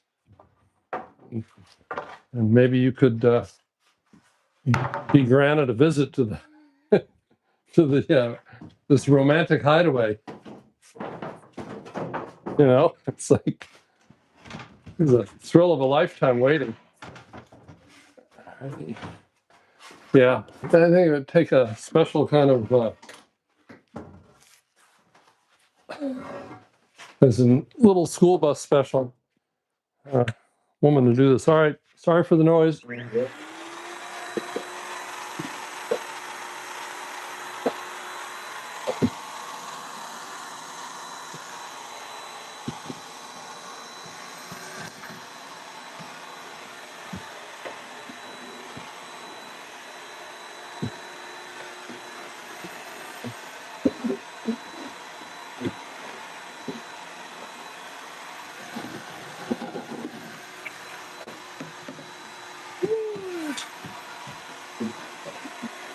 There's white stuff all over the walls.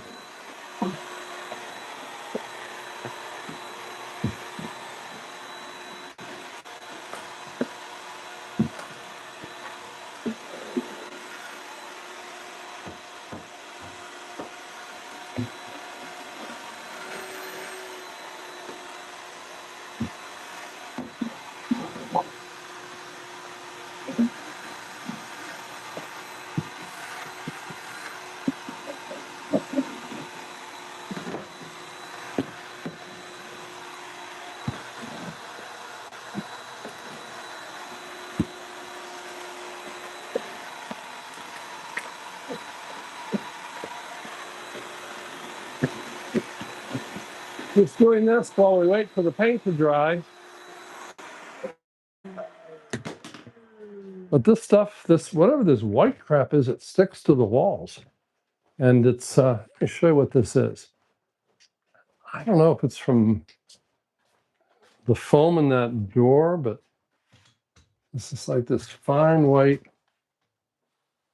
Oh, stop complaining. YouTube was complaining that the phone wasn't in the right orientation. See this fine white stuff? You can wipe it off with a paintbrush, which is what we're going to do. I'll take care of this corner here. Let's get the camera focused there.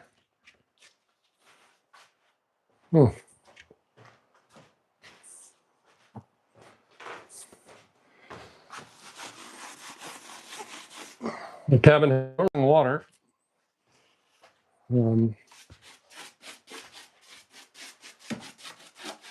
There is power. It's not currently turned on.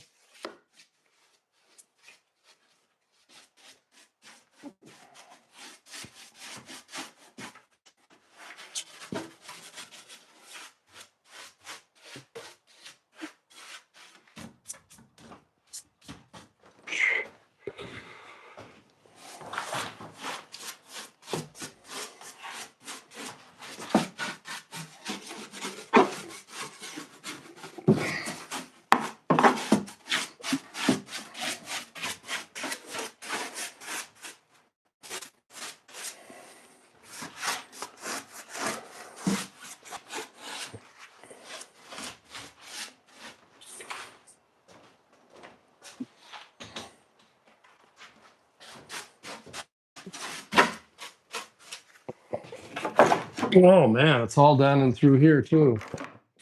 All this white powder.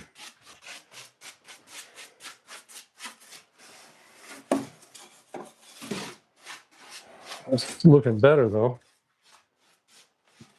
I'm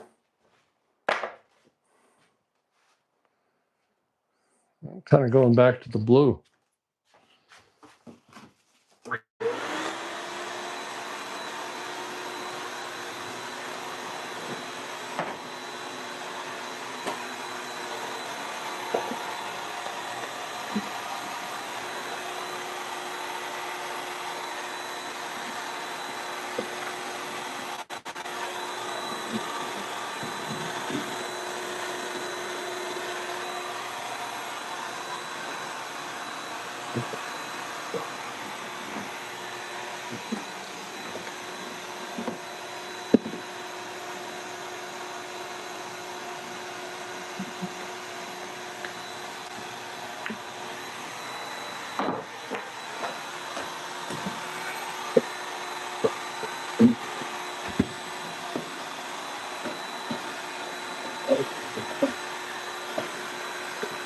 Once I get this done,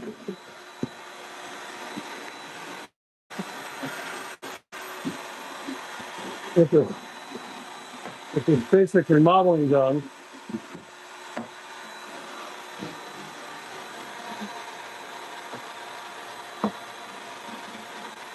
I'd like to get some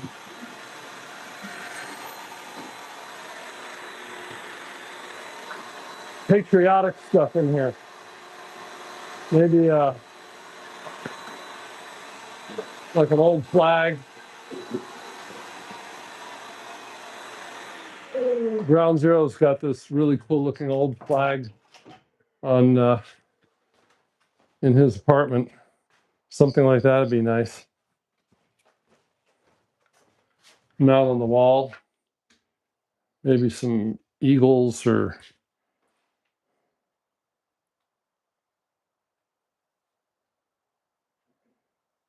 kitchen cabinet work. All right. Let's get a little bit more cleanup done here. Cleanliness next to godliness, supposedly. So I'm told.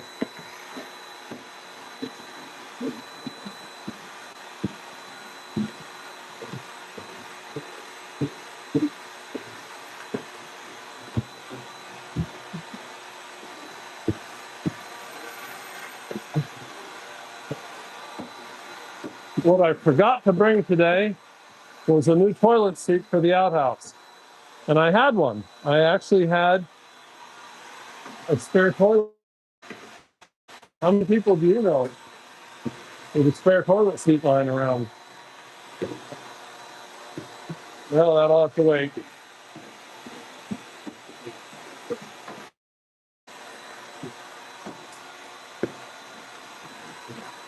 Got to figure out where to hang this Tiffany lamp here that I bought at a yard sale. Or no, maybe I bought that at Habitat. And I got tons of scrap under here. All this scrap here could be used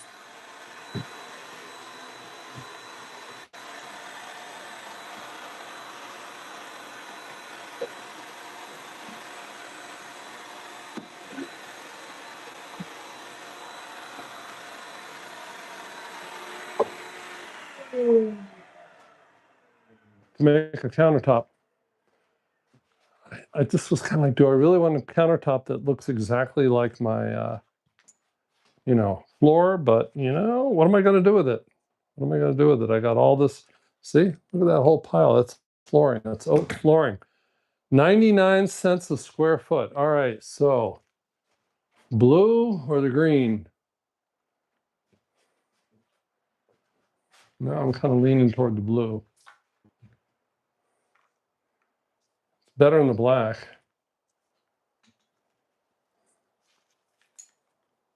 I think I'm going to go with the blue.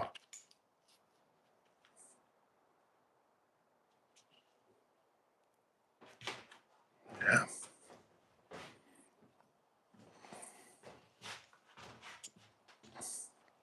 So, the camera crew here. I got to turn my own camera. Mr. Bill still on? I could check my phone, but I'm blue gray. Yeah, if it was a little more gray, I'd like that. I'd like to have a bit more gray in there.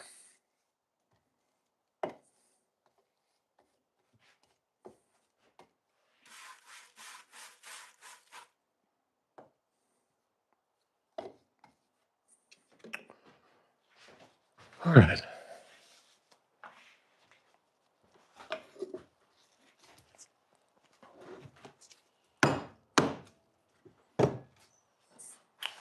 We go back to the blue. Back the blue, right? There we go. Back the blue. And I had one can left in here. What was this? Oh, this is some kind of wood stain.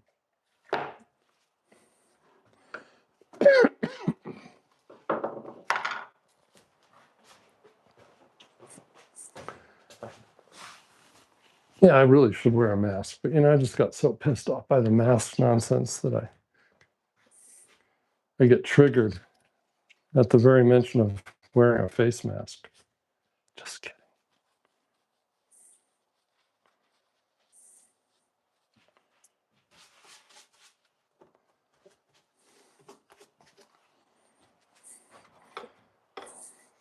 I don't know if Sterling Martin is watching, but Sterling, this is kind of like when we talked about just like doing laundry and stuff and live streaming it, and then like Antifa would just have to watch hours of us doing like really boring shit. in the hopes of gleaning some dope on, because they watch our stuff. Oh, that's not good. It still has some green in it. Yeah, I'm using the same brush. I don't really have a way to clean it because I don't have. I do have a tank full of rainwater outside, but you know what? I don't feel like screwing with that right now. So I'm just gonna do this, and then I'm gonna wipe that off. So yeah, hours and hours of like normal daily life kind of stuff. Um,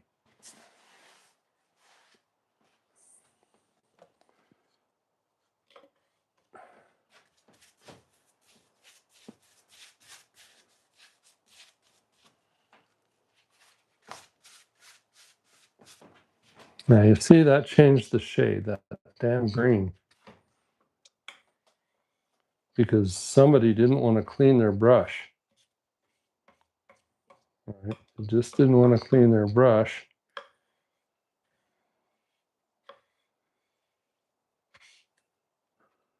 Now, if I don't get it right this time, I'm going to go actually clean the brush. Now that looks close enough. Alrighty, let's see what we got through the bottom half of the door.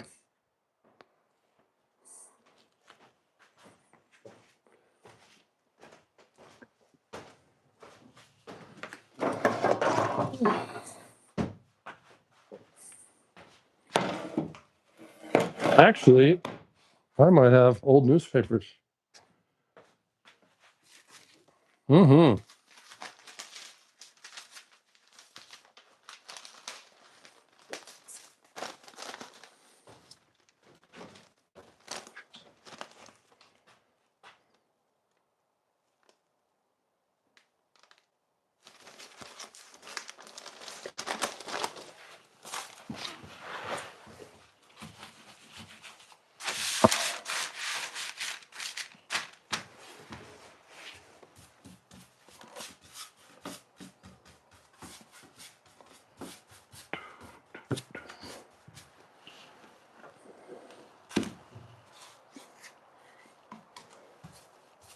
So yeah, so School of War and the Strait of Hormuz.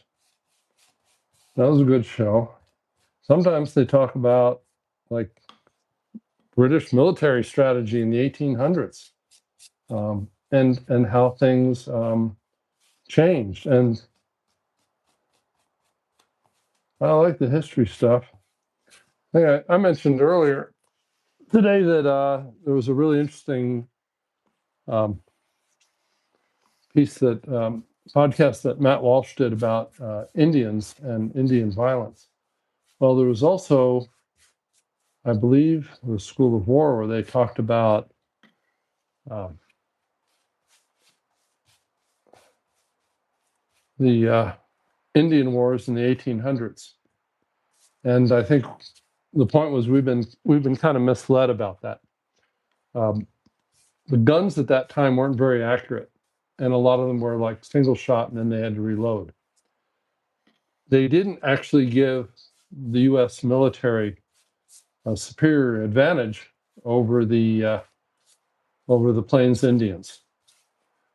They were excellent with bow and arrow, and they had lances that could pierce like a buffalo hide.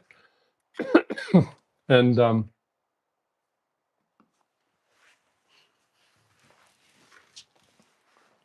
me check something. Yeah, it could pierce a buffalo hide, and we like to think that we had this huge technological advantage. We according to this guy, we didn't. We meaning Europeans, and I am of European descent.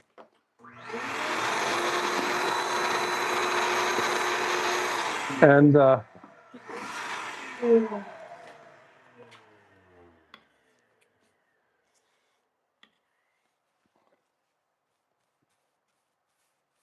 so the weapons that we had at the time did not really give us a technological advantage over the Plains Indians. They could travel quickly, so they were excellent on horseback. What actually ended up defeating the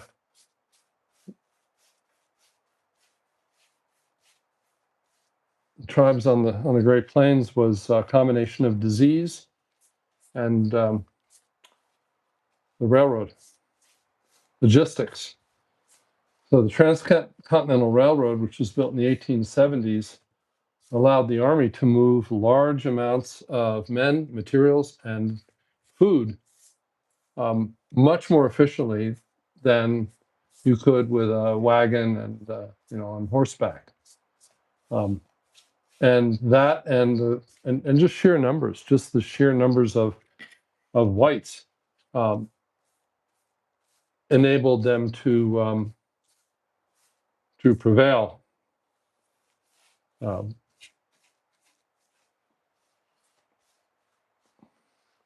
It is, in some ways, war can be a numbers game. And the other was disease. Smallpox, it's estimated, may have killed as much as 90% of the Native Americans during that period. It is a myth, according to Matt Walsh, that blankets infected with smallpox were used as biological weapons. They did try that. They actually did try that. They wanted to, but there's no evidence that it actually worked. The problem is, first of all, smallpox doesn't really live very long on surfaces. So, a blanket is not really an effective way of transmitting that disease.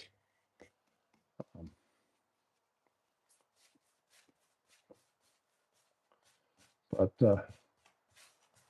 people who had no natural immunity to smallpox were wiped out. Smallpox had been a scourge for the European settlers for a long time. They did know about inoculations. They actually would make an incision and put a small amount of pus from a smallpox victim into the incision. And because smallpox is more deadly when it's inhaled into the lungs, although that was a risky process, it was safer than, in many cases, it could result in like a kind of natural immunization by having that introduced like topically, or I guess intravenously. They also, excuse me, I gotta back up this.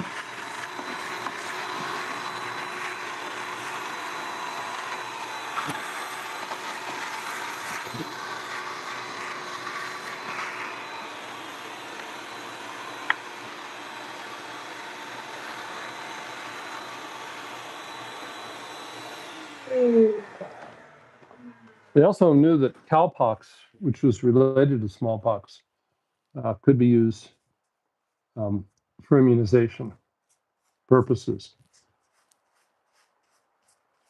I wonder if there were anti-vaxxers in the 1700s. Many people who survived smallpox, I believe, including George Washington, were scarred. They had, scars on their faces from the smallpox blisters.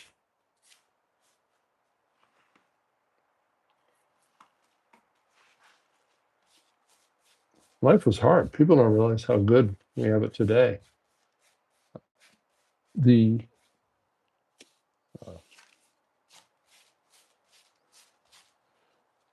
world population began to soar because of our ability to conquer diseases. The average age at which somebody is expected to die, it used to be in like their 60s. And now it's I forget what the average is, but in some countries, I think in Japan, they're going to end up with a population, 1 out of 10 people, I think this is true in China too, will be in their 80s soon.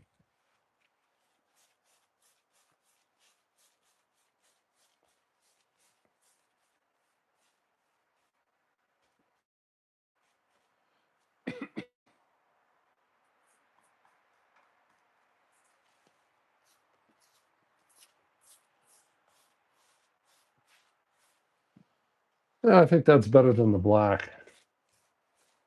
Was that song by the Rolling Stones? You know, I'd love to add music to these soundtracks, but then YouTube would give me copyright strikes. Now I have Painted Black going through my head. I'll listen to some Rolling Stones on the way home.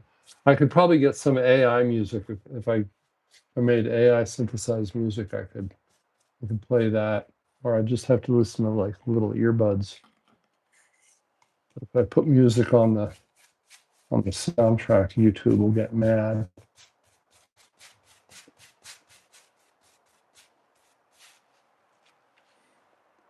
I should do a poll, speaking of music, on which DJ at ICE is more obnoxious, Darren or Vinny? I already know how I'd vote, but I'm not gonna prejudice you. Mr. Bill, maybe you should do a poll. Darren or Vinny? Which one's worse?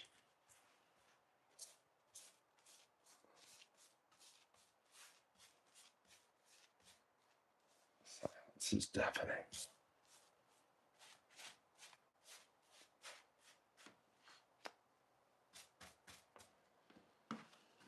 All right, behind the blue door.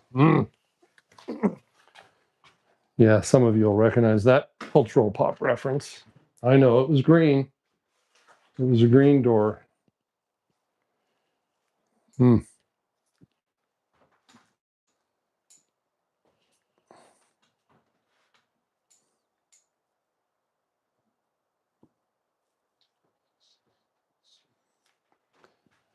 You'll notice there's no curtains on these windows. Again, kind of needs a woman's touch. It's not like there's a big need for privacy here because there's nobody there. Trust me, nobody there. You go that direction, you could go for miles and you wouldn't even see another house.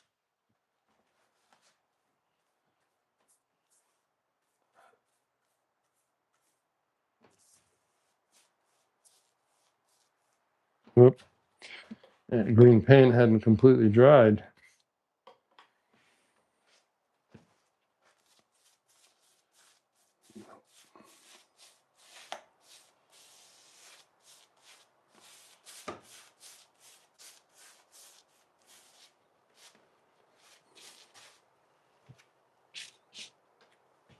Hmm.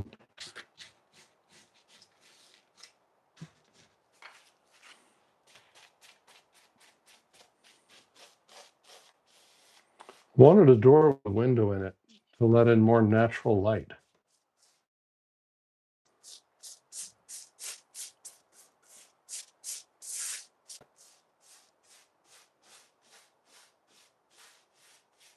Let's do a battery check.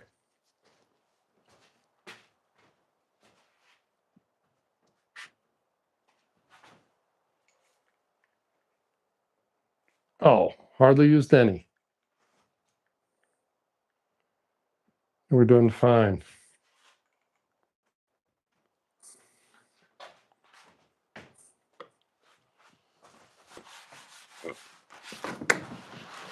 Must have gotten paint on my shoe. Now I got paint on the floor. It'll come up. I'll get some goof off. I got plenty of goof off. Got plenty of goof off that I bought for removing graffiti at ICE.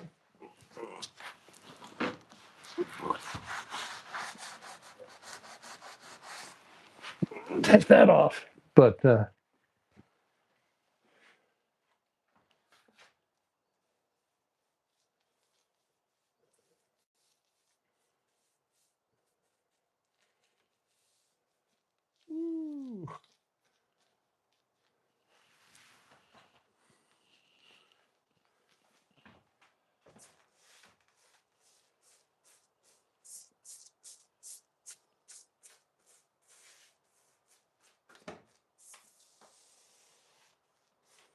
oh yeah.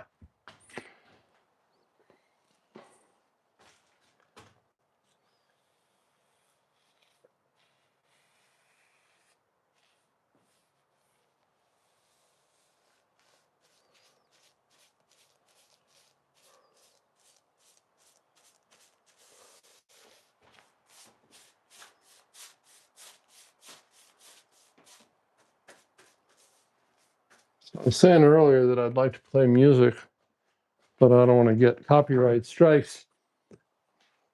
The DJs down at ICE who are playing music, the streamers, it's pretty difficult to actually be monetized on those live streams because of the copyrighted music being played. YouTube takes the ad money and they pay it to the copyright holder, not the live streamer. You can erase it. There's tools to do that, but it's very, very time consuming. And if there's like 12 strikes, it could take you days to actually do it. And by then, who's going to watch it? It's old. So streamers are not making a lot of money on ad revenue from filming down at ICE. And I don't think that's why most of us did it or do it. The earnings come from Cash App, Super Chats. People are really generous, and those help to. That's how you get monetized, through individual donations.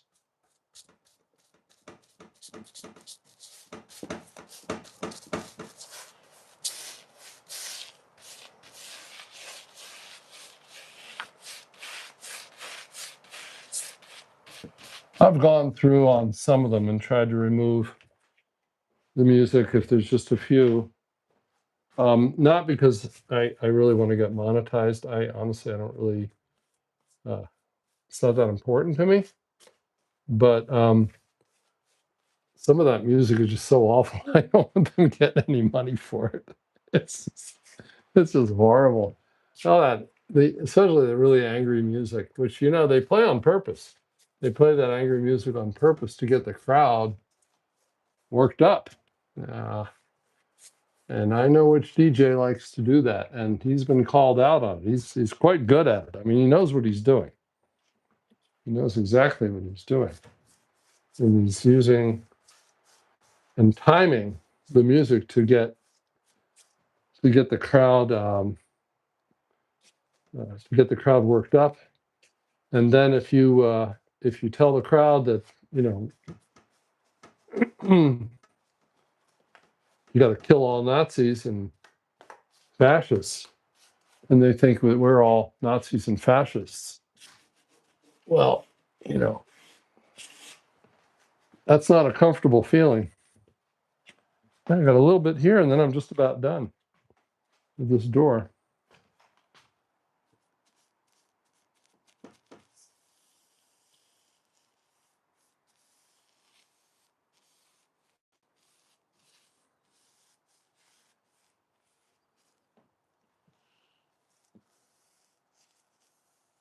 Well, I guess the blue is fitting. If it's going to be a patriot cabin, it should have some blue and some white and some red.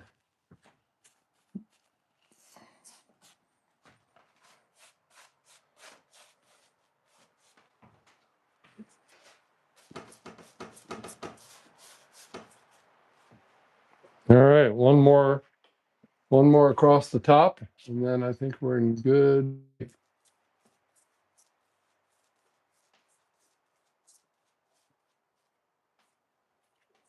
Okay.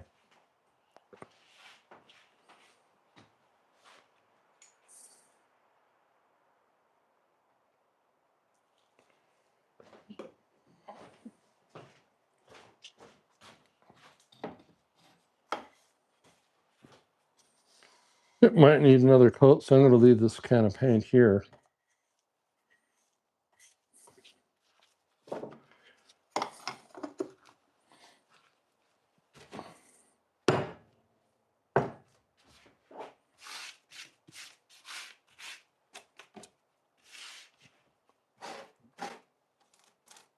Oh, look at that. I got masks up here.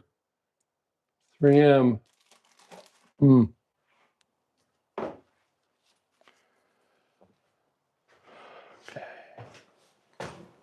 Now we're going to clean the brush.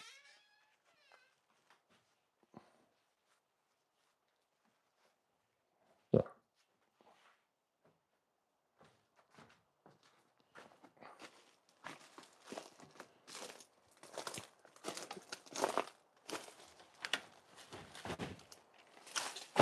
Now that one's empty. There should be water in here.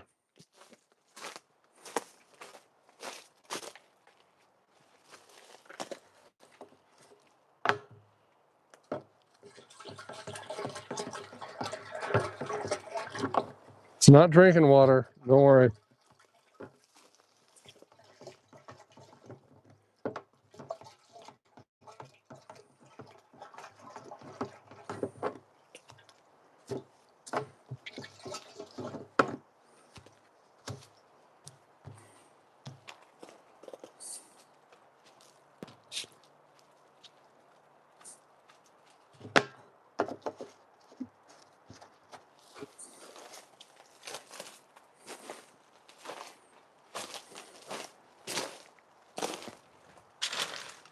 That needs some cleaning up. Let's get this newspaper back inside.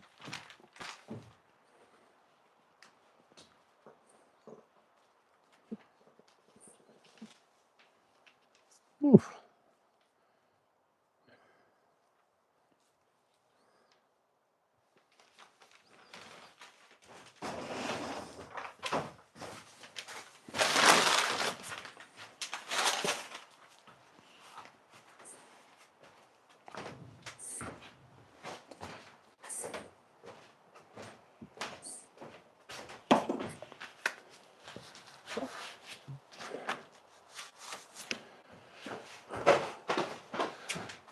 I'm going to mute the mic for a minute.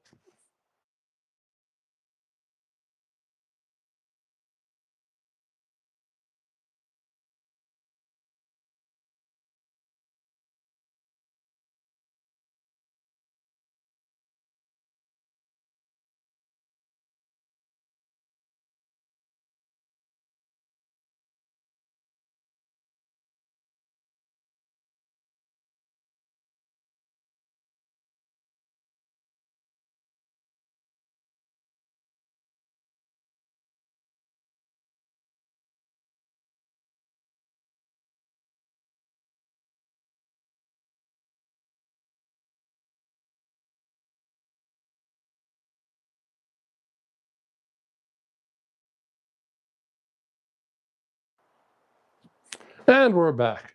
Okay.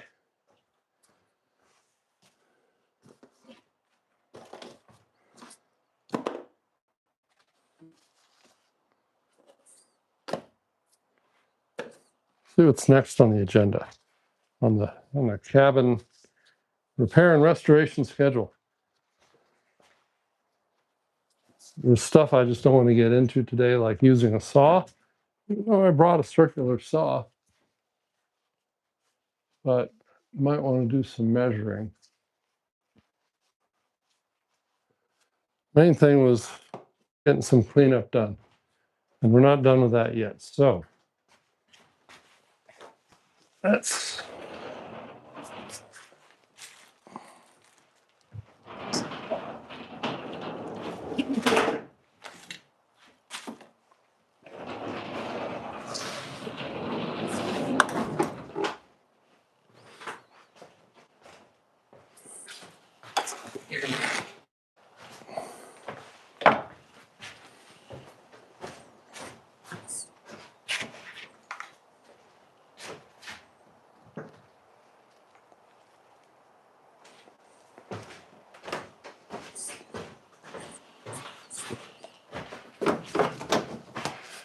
I used a ton of gap filler. Here, let me show you this. This is so where the roof meets the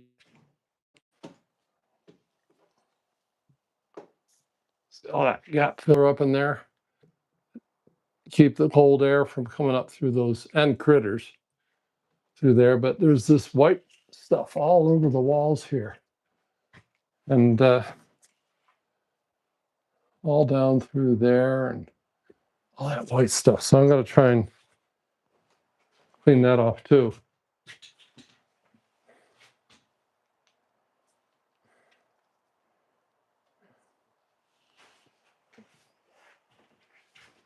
And then maybe start doing some cleanup, like just getting some of the junk out of here.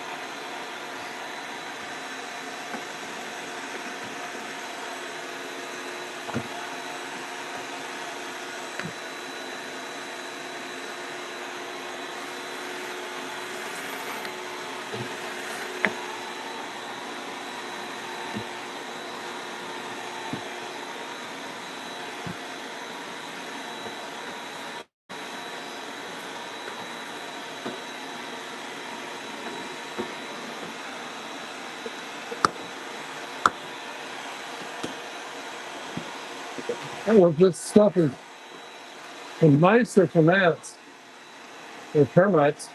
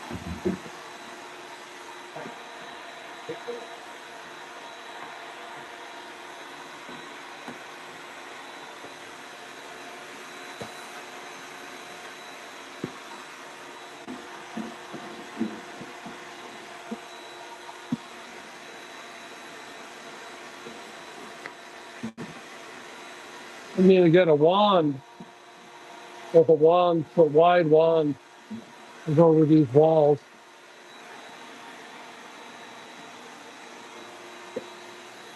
Now down in here, that corner down under there, there's just tons of that stuff. Oh, what the hell did that?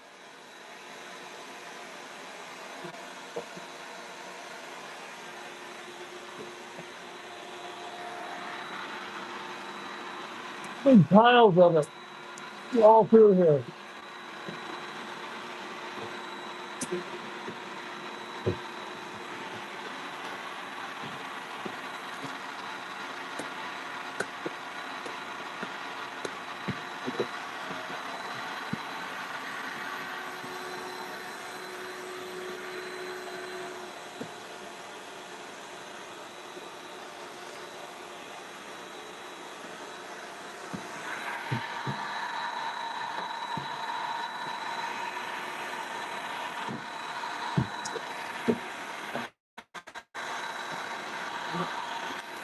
I better bring out more decon. I think they've been nice.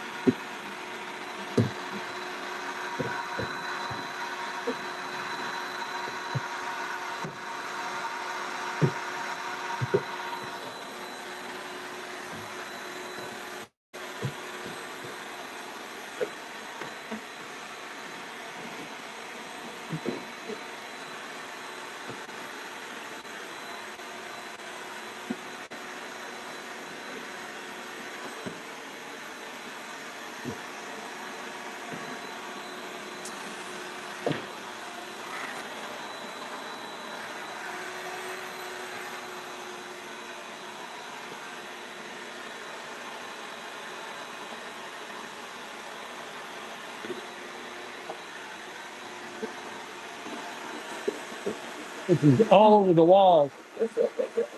It's fine powder.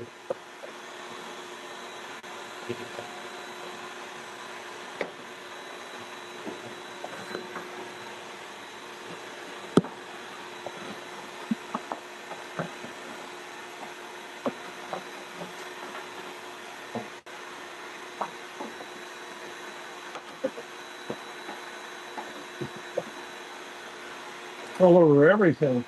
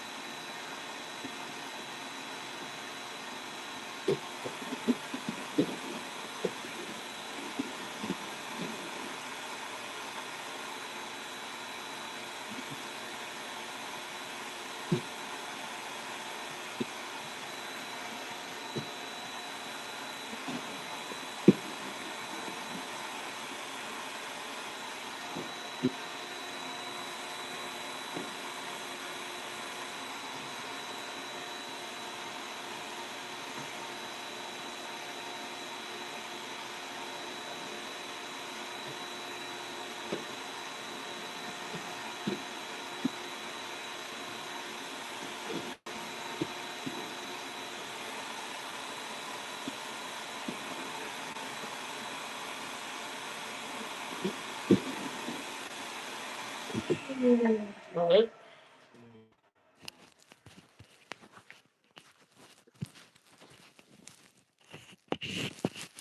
I moved the mic because it just would have been so damn loud. Okay.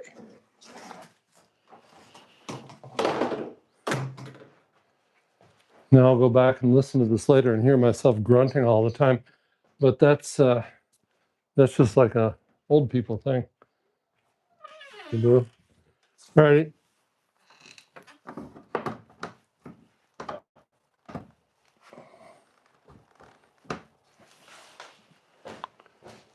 Vacuum couldn't get it all, so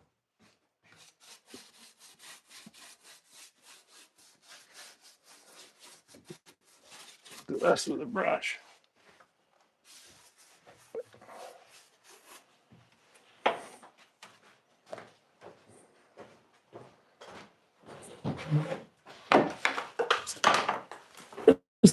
Old school chair that I got at a yard sale.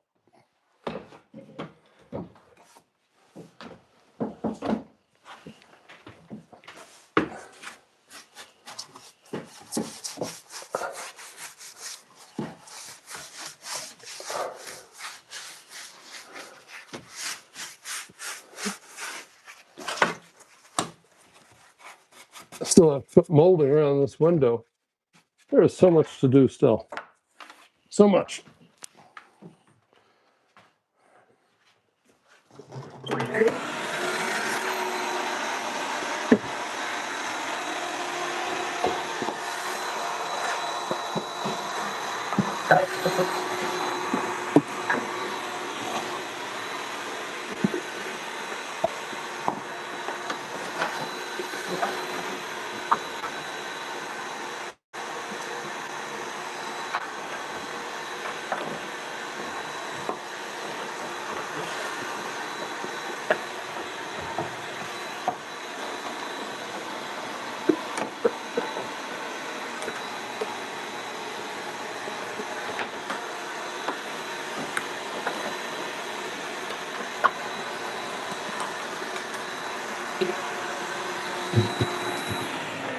Okay.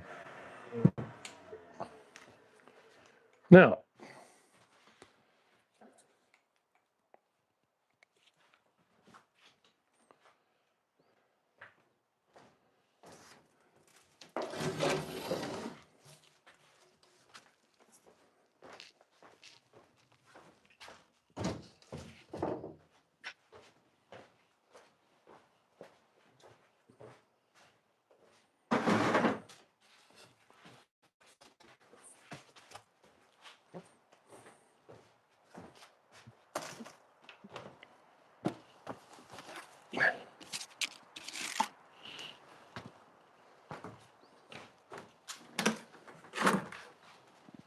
This is the, I'm putting tools away. This is the actual scraper used to remove stickers down at ice. Thank you, Mad Dog. It's getting a new life here. It'll be back. This needs to be tossed. So we get some of this junk out of here.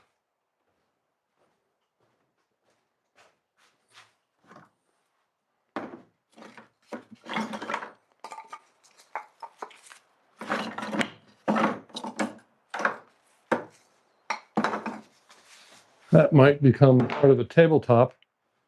But let's see what we got going here. All right.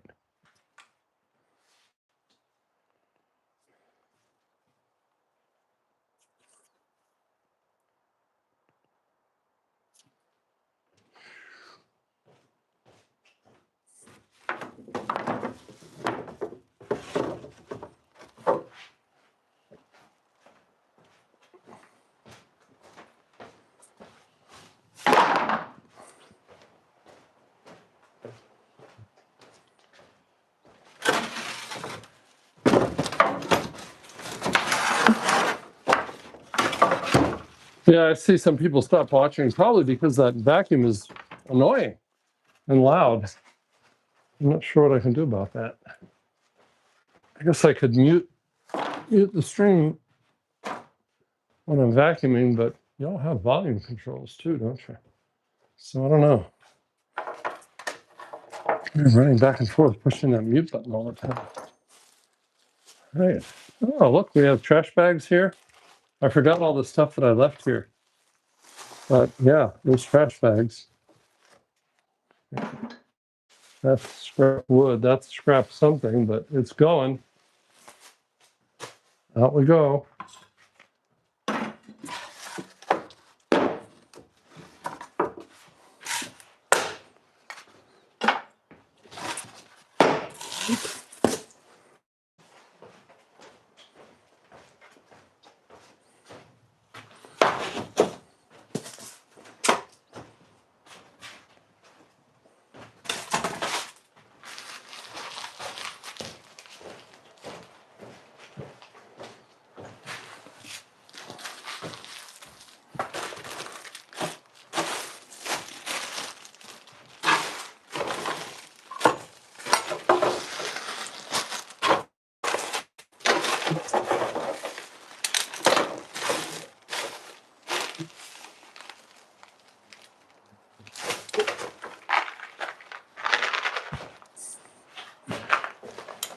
No, it's when you come back to a place and you've been gone for a long time,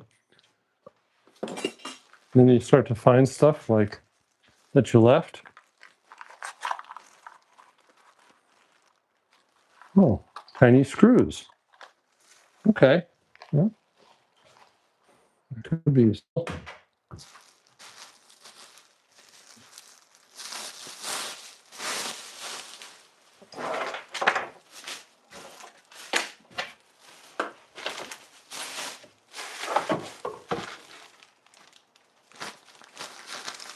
That's a chainsaw chain, probably for a Husqvarna, but we'll save that. Those are expensive.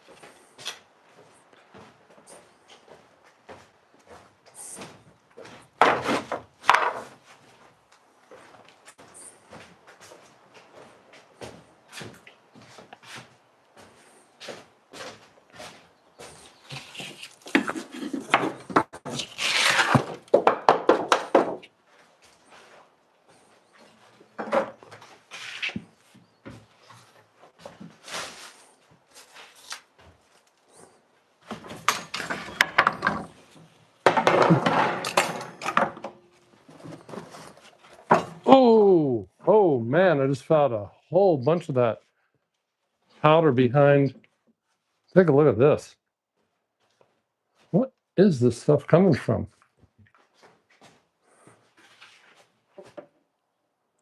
See this?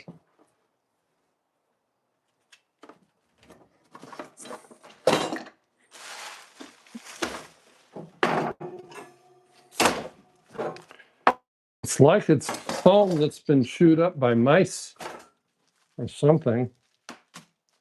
Maybe mice. I'm gonna bring some decon out here.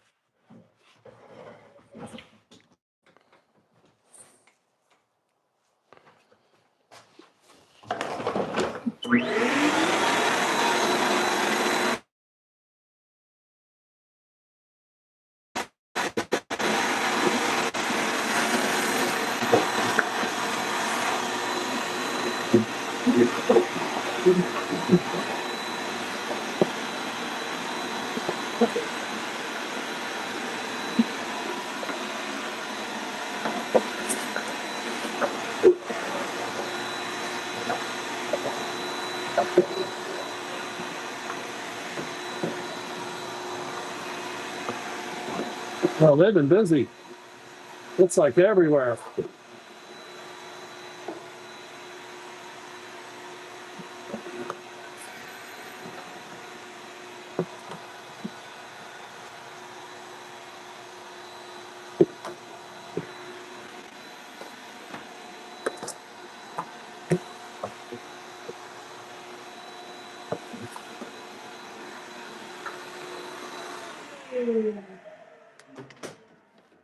Right.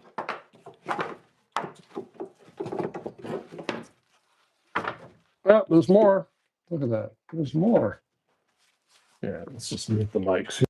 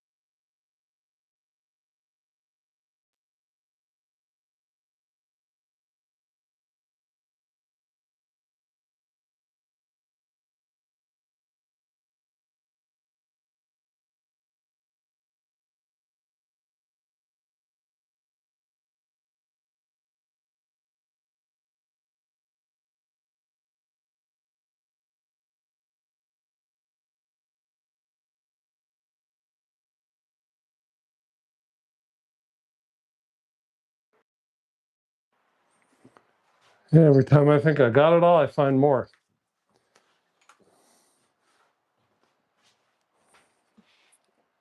All right, got a little bit more cleanup to do. I'm gonna put all these boards in the other room.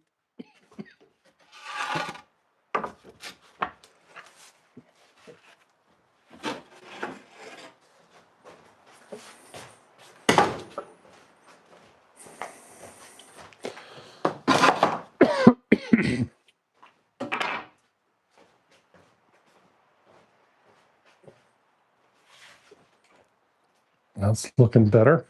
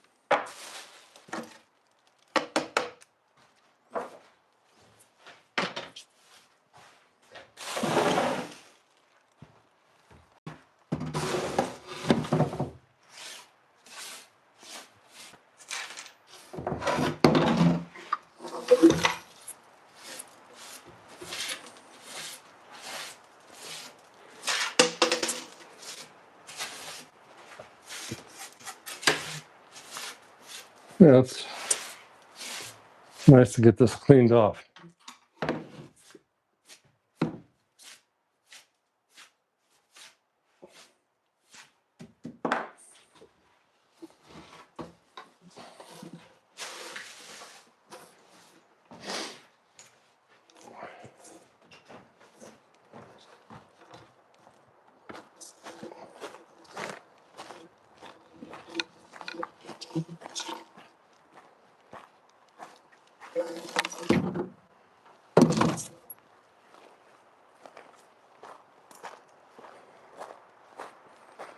We got a nice exterior shot of the Patriot bug out cabin.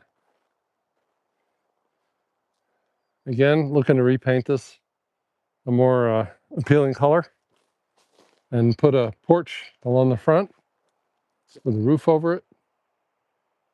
And then there used to be a deck here. It stretched like 30 feet.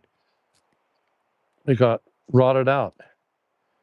Yeah, well, it was cloudy and overcast, and now it is beautiful. Really nice day finally, and just like the perfect temperature. Feels like it's like 68, maybe 70. Just that sweet spot. That sweet spot. I got these big firs here, which I try to find this on the Google Earth, and you can't see it because of satellites. Somebody said, "Yeah, well, they know where your Starlink is." I don't think the Fed's got better things to do. I don't think they care. That door looks bluer on the phone than it does in real life. It's not that bad. All right, so we've got table cleaned off, and going to work on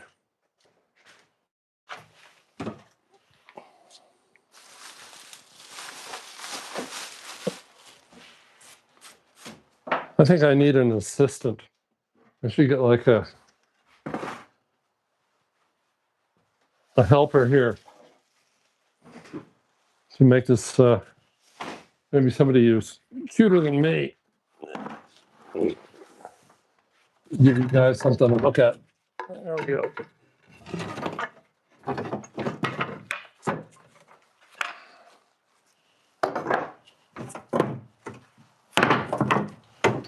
He's probably been under here since I put the floor in.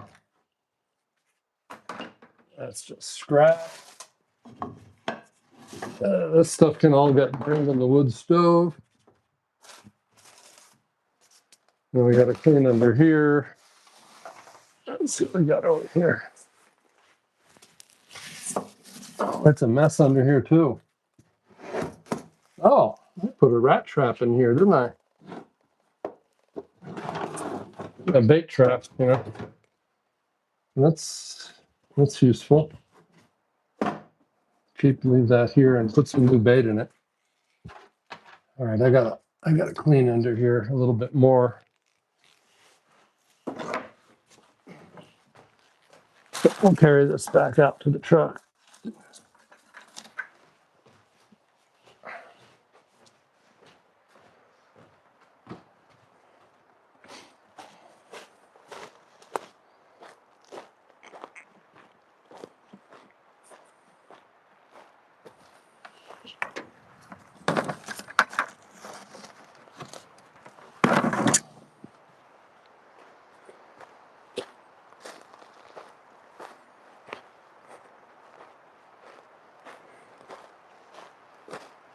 Oof. It's nice this time of year. All the grass is green.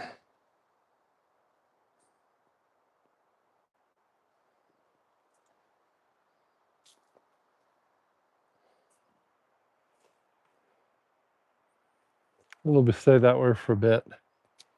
Then depending on if we get any more rain this spring.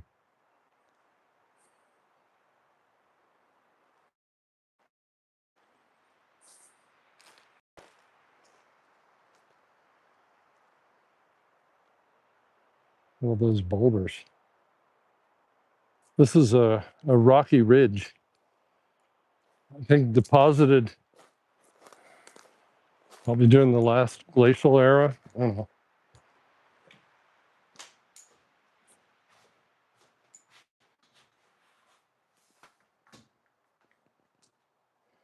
All right, I'm going to mute so that you don't have to listen to the vacuum.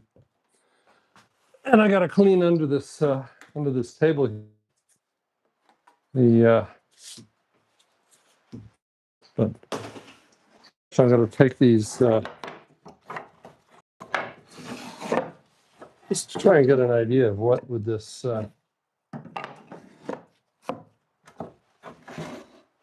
look like. Let's take a look.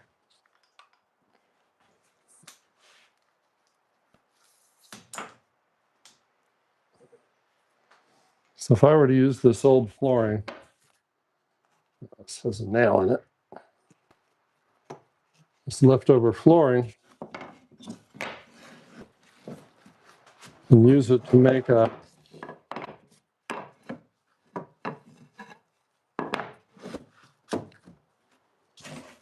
and it's going to have little cracks in it because it's not perfect. Some of these pieces are warped. That's why it was 99 cents a square foot. That one's not even going to fit. Look at that. But some of them I could just like rip. Yeah, some of them still have nails in them.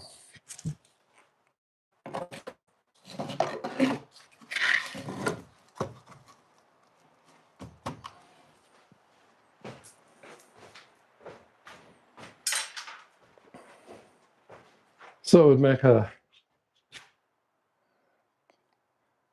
countertop that looks like that. So I don't know.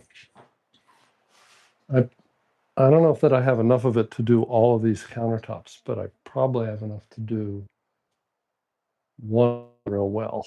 This one I was going to put a sink.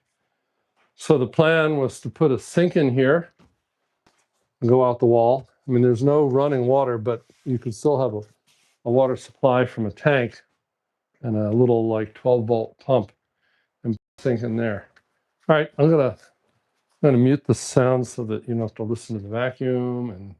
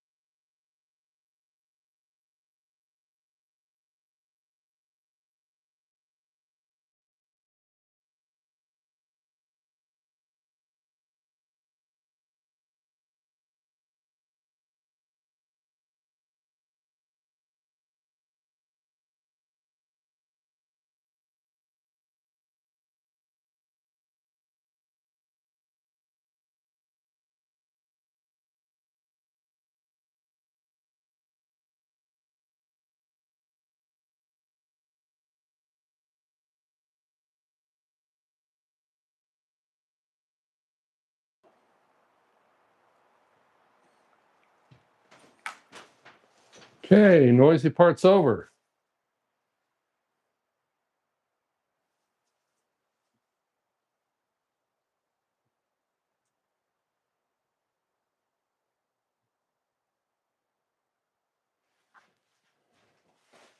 Got the counters cleaned off. Cabinets underneath a little bit cleaner. We get to work and talk about future projects. So what has to be done? Future stuff for the Patriot bug out cabin. Let's see.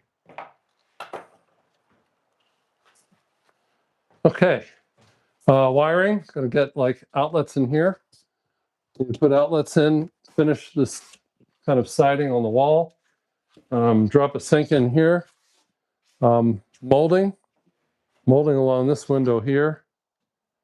This still needs to have, we got these gaps here, so we still, that's a nail sticking out. Gotta put molding there, put an outlet over here, outlet on the right, finish that molding on that wall there. Right now I've just got this like giant power strip there that I think that's a Harbor Freight power strip.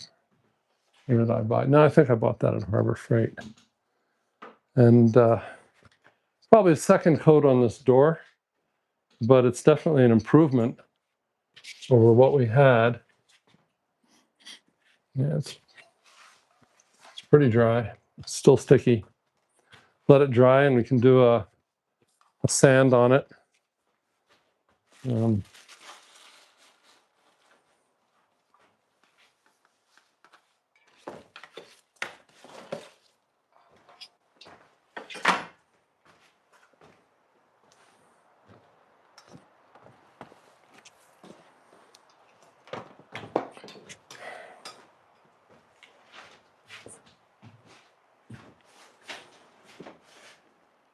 Can never have too many tools.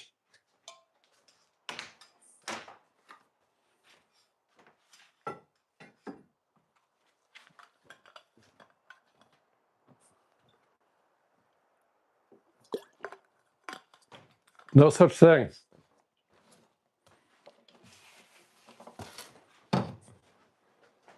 Tools are your best friend. I'm telling you. When I was like 22 or something, I didn't even know how to change the oil in a car. And I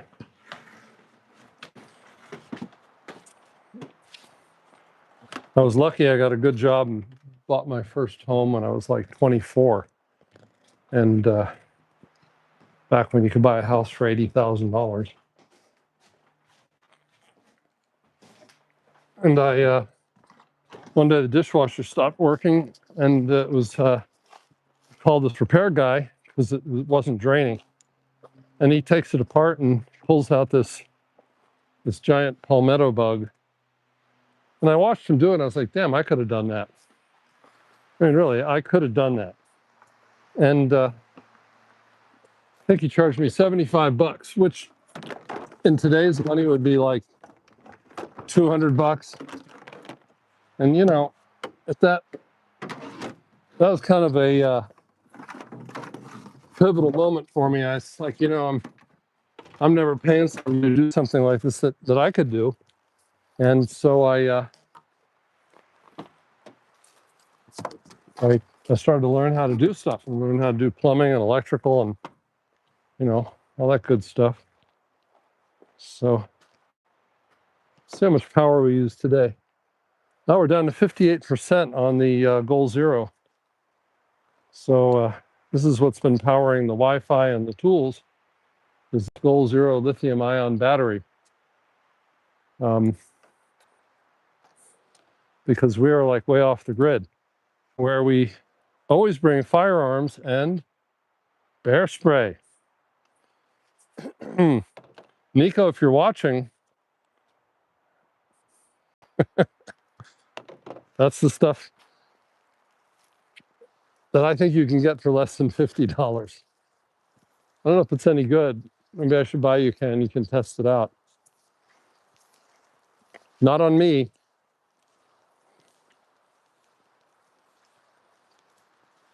And I carry that whenever I go to, places like this. It's good to have some bear spray. I don't know that a 9mm would do much more than just piss the bear off.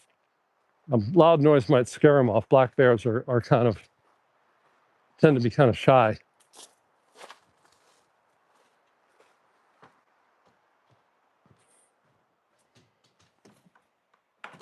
Yeah, it's cleanup time. I'm gonna go home, make some dinner, see what's going on down at Ike's. I wonder if Have Another Taco opened a new account, because for some reason his account got suspended right in the middle of his stream last night for policy violations. I don't think Taco did anything wrong, but I bet there was something going on in a stream that, maybe YouTube heard Darren talking about like unaliving Nazis or something, and he got dinged. I don't know. So I wonder if Taco had time to throw up a new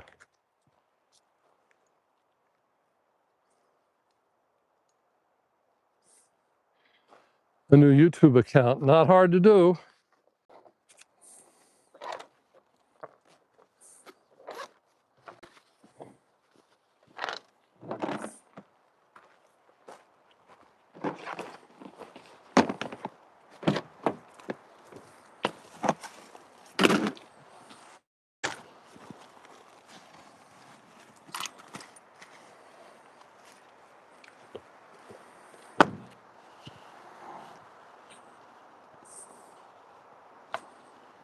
Yeah, maybe I should just walk around with bear spray on me all the time.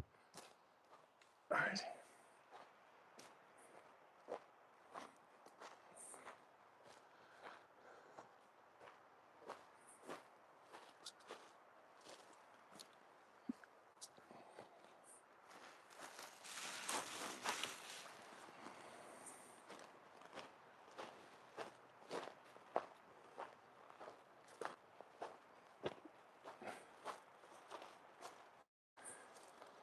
There's the Starlink Mini. I want to thank Elon Musk for creating Starlink. It's a life changer for a lot of people for a lot of reasons. Allows people to work from anywhere, get internet anywhere.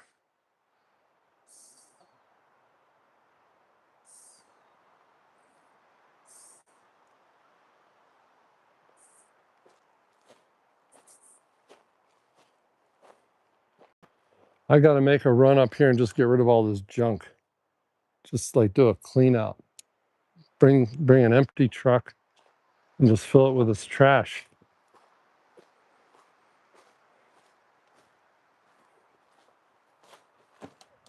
One of my horseshoes fell. That's a lucky horseshoe, Let's put that back up here. Oh, I hear a turkey, wild turkey gobbling.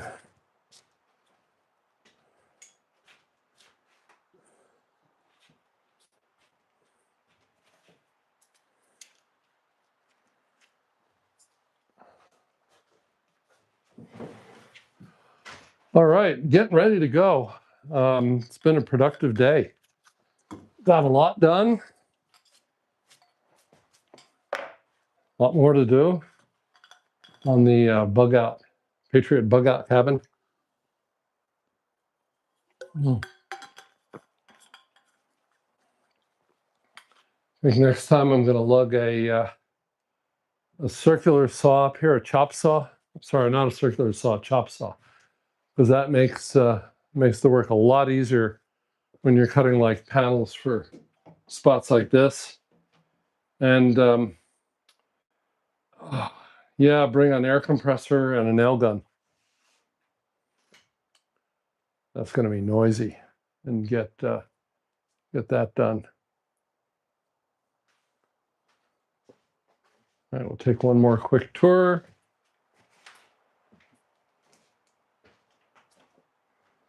Make sure I haven't left anything.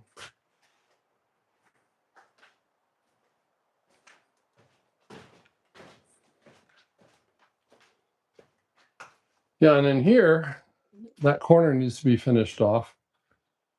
And we need a little piece of molding up there along the ceiling. So a little bit left to do in here. And then got to rip something and go up in that corner. And I don't know what to do with this wall. Maybe it needs a shelf. Maybe it needs like a bookshelf. But I don't want to. I don't want to put.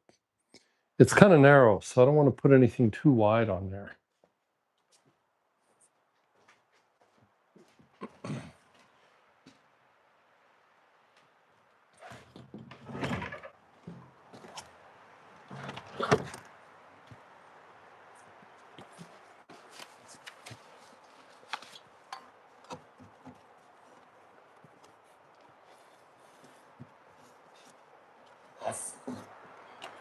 Oh, great.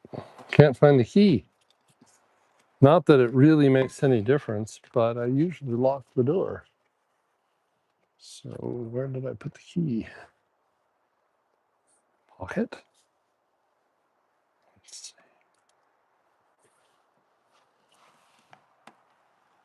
Oh, key fell. Oh, it probably fell from the vibration of the sander. Knocked it down. There we go. From its hiding place that anybody could guess.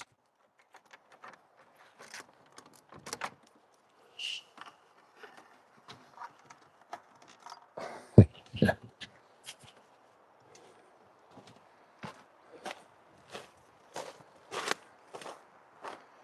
I've never had anybody break in. This is so remote. It's just, oh,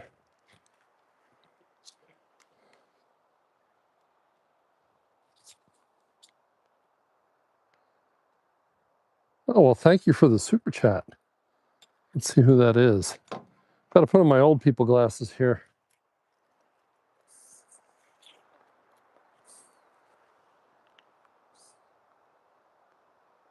Oh, hey, Chris. Thank you. The underground bunker. We weren't supposed to talk about that. Yeah, it's through those doors there. Hey, I got a neighbor out here that has a couple of those shipping containers. You can bury those, you know. You can bury those guys and make a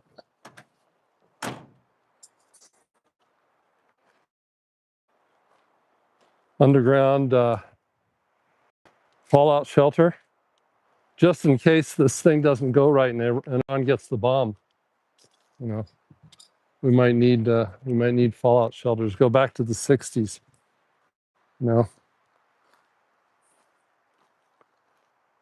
and again, need a better color for the cabin. If anybody has ideas, that kind of pukey green color doesn't work for me, and I'm about ready to make a change.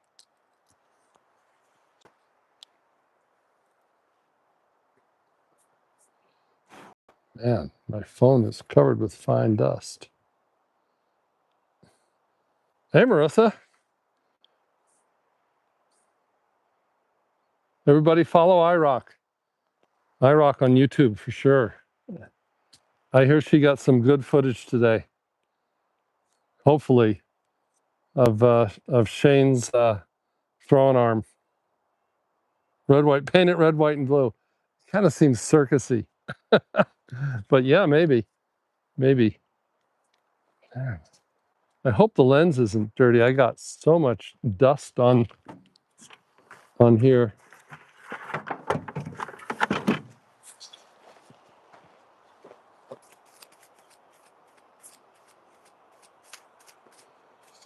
Woo.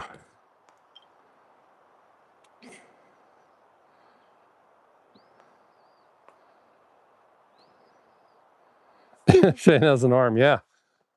Yeah, he does. All right, I got pretty much everything in the truck. I don't know if I was going to bring any more trash back today, but I think I'm good. Well, you know what? I've got the truck here. I should probably look at all this crap lying on the ground. I should probably clean some of this stuff up. But then I think I might need it. Those are pieces left over from the rainwater collection system. So I used to have a 3,000 gallon rainwater collection system here. And that's been dismantled because like the pipes would freeze and crack and water would run out if I didn't do a proper job of draining it. Keep the junk, just tidy it up and burn. Yeah. Yeah, hard to, burning here is sketchy because I don't have running water. I don't have a well here, and I have water tank. So if I have a pump, I can burn carefully. Better for me to take it to where I can burn it. But this is not a good place for burning. But some of this stuff, I'm going to like this stuff here. This is like cement board. I have absolutely no use for this. I'm a bit of a hoarder, but really, I got no use for that. So that can go. And yeah, here's another piece of it. This stuff can all go. This will all go to the dump.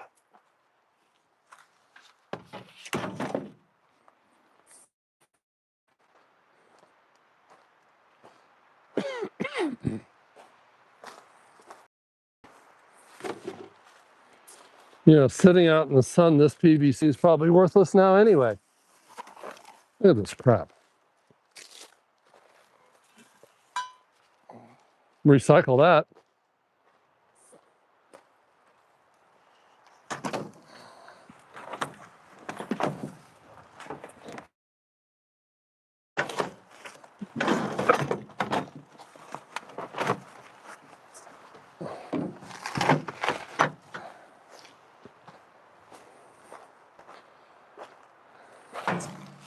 Because this stuff will become brittle. This is still this still flexes. Interesting. I'm surprised. Pipe, like everything else, has gotten so expensive. I'll put it in the back here where the sun won't hit it.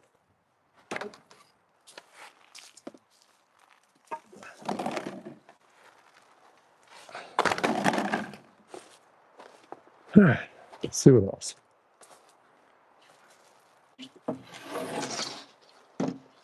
A piece of wood like this, you just never know when that's going to be useful. So I hate to part with that.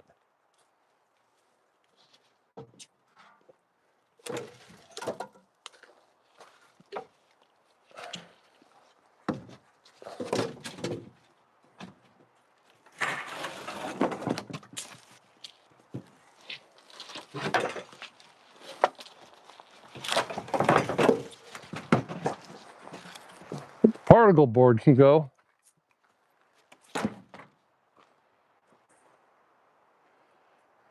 Might as well use the truck.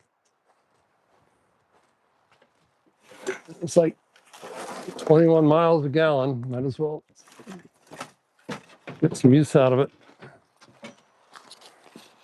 and haul some of this crap away while I'm here.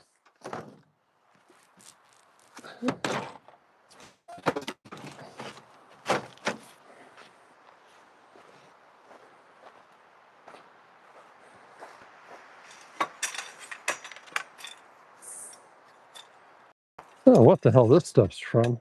These come apart. This could be an old rain fly that I had. And now I'm thinking I might need these little poles, but seriously.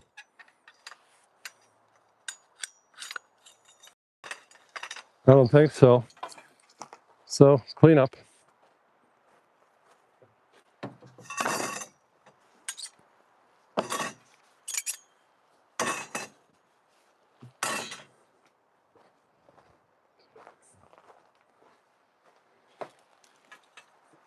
Did I mention that I love working outdoors?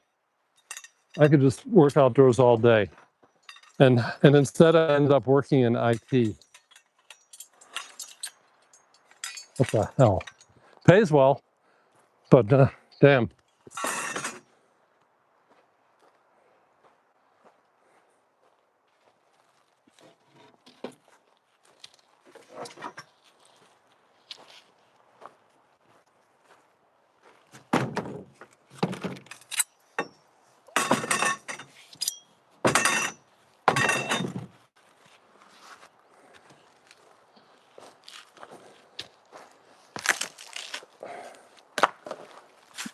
I did bring a saw, but brought two saws. You never go in a place like this without a chainsaw. You never know when a tree is going to come down on the road. Always carry a chainsaw in backwoods areas. That's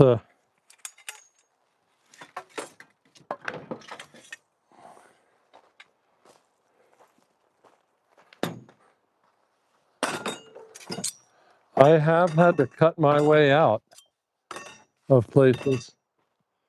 Actually, in the out near Bridalveil, that happened.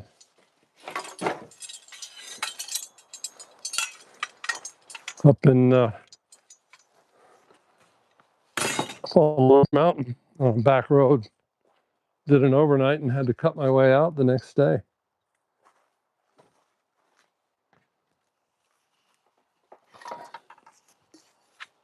Oh.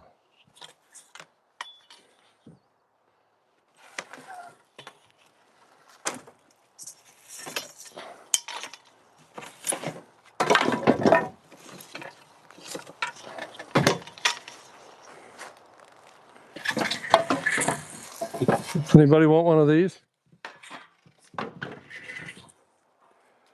This thing's a beast. I have to bring up a grinder or something, cut it in half. It's too big.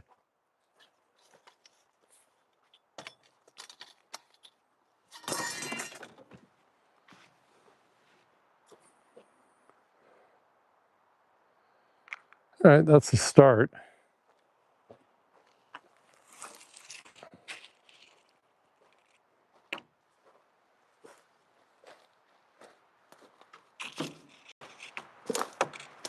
This is my favorite time of day, when you get the long shadows and the sun is warmer light, long shadows. Look at this. Purple lupin.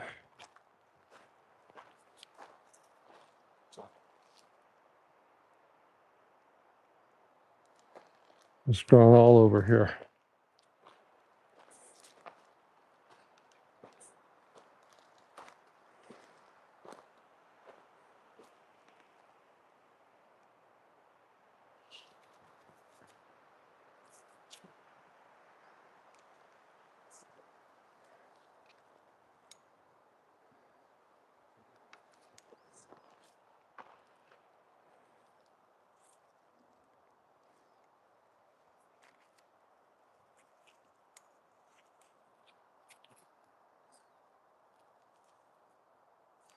What's going on here? We've got a loose connection. There you go.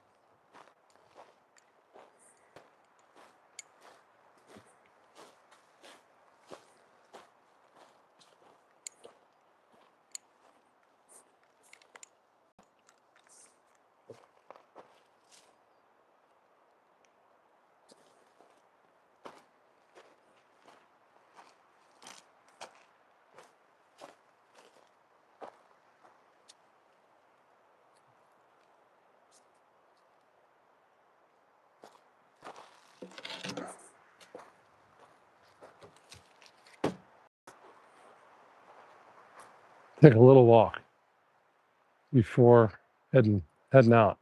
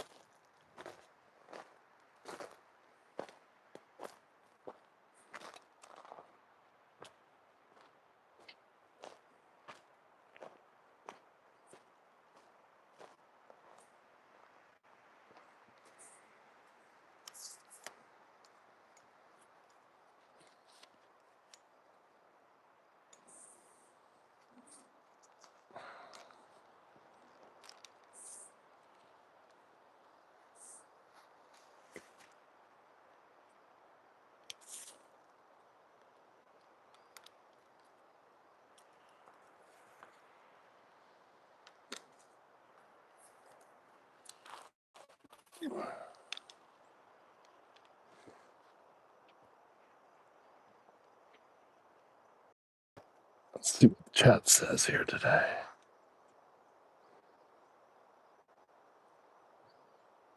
Watching me work made you tired. Dude, come on. This was easy. Tyler says, I've been trapped by fallen trees without power in the dead of summer. Yeah. Yeah, blow down. No, it's serious. Inside sales. Well, I admire anybody who can do that. Not me. Wow. It's really nice today. It started off this kind of gray overcast that I hate and ended up so nice. I'll take that as a win.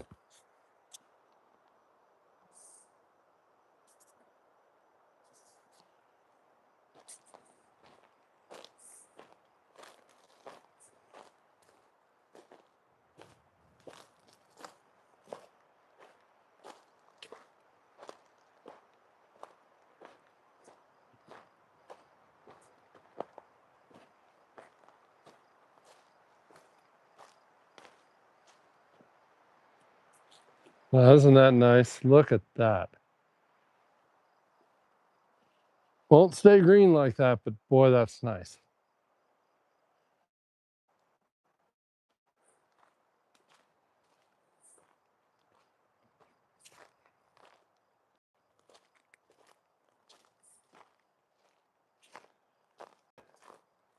This property, which I've had for, a dozen years, as pretty as it is, it has not increased in value, and that's fine. By that much, that's fine with me. That wasn't my goal because it's just so remote that like living here and working anywhere would be not real practical.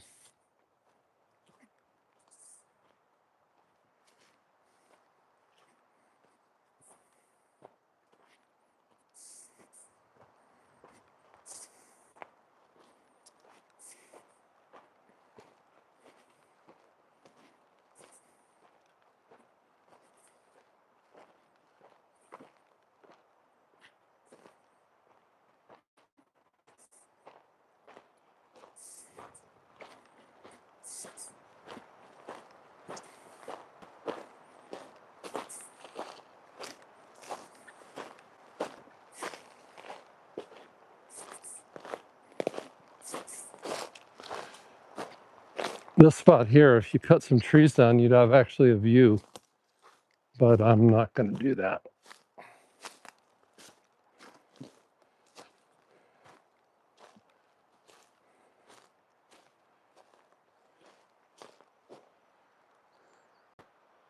don't know how far the signal goes. We'll find out.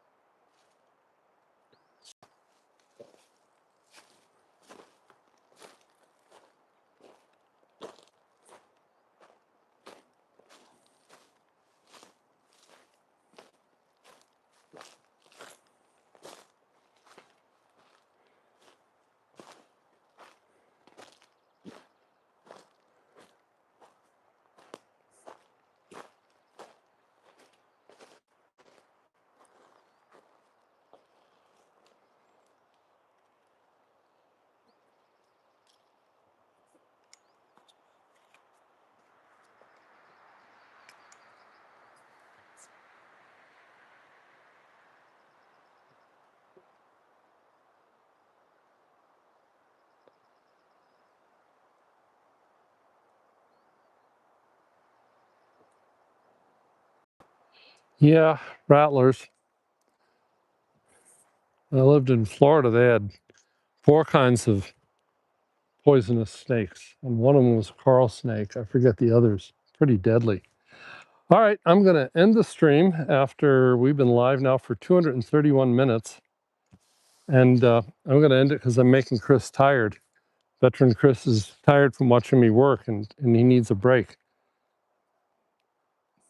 So we're going to give him a rest. All right, everybody. Let me do this right.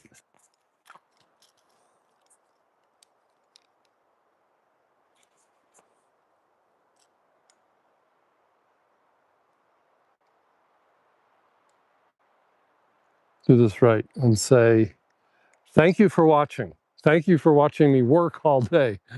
Sanding, urethaning, painting, cleaning, vacuuming, making a lot of noise. Thank you for watching. We'll keep working on the bug out cabin until it's looking good, till it's ready for entertaining. All righty. You all have a great evening, a happy Monday, and thanks again for watching. God bless America. Bye-bye now.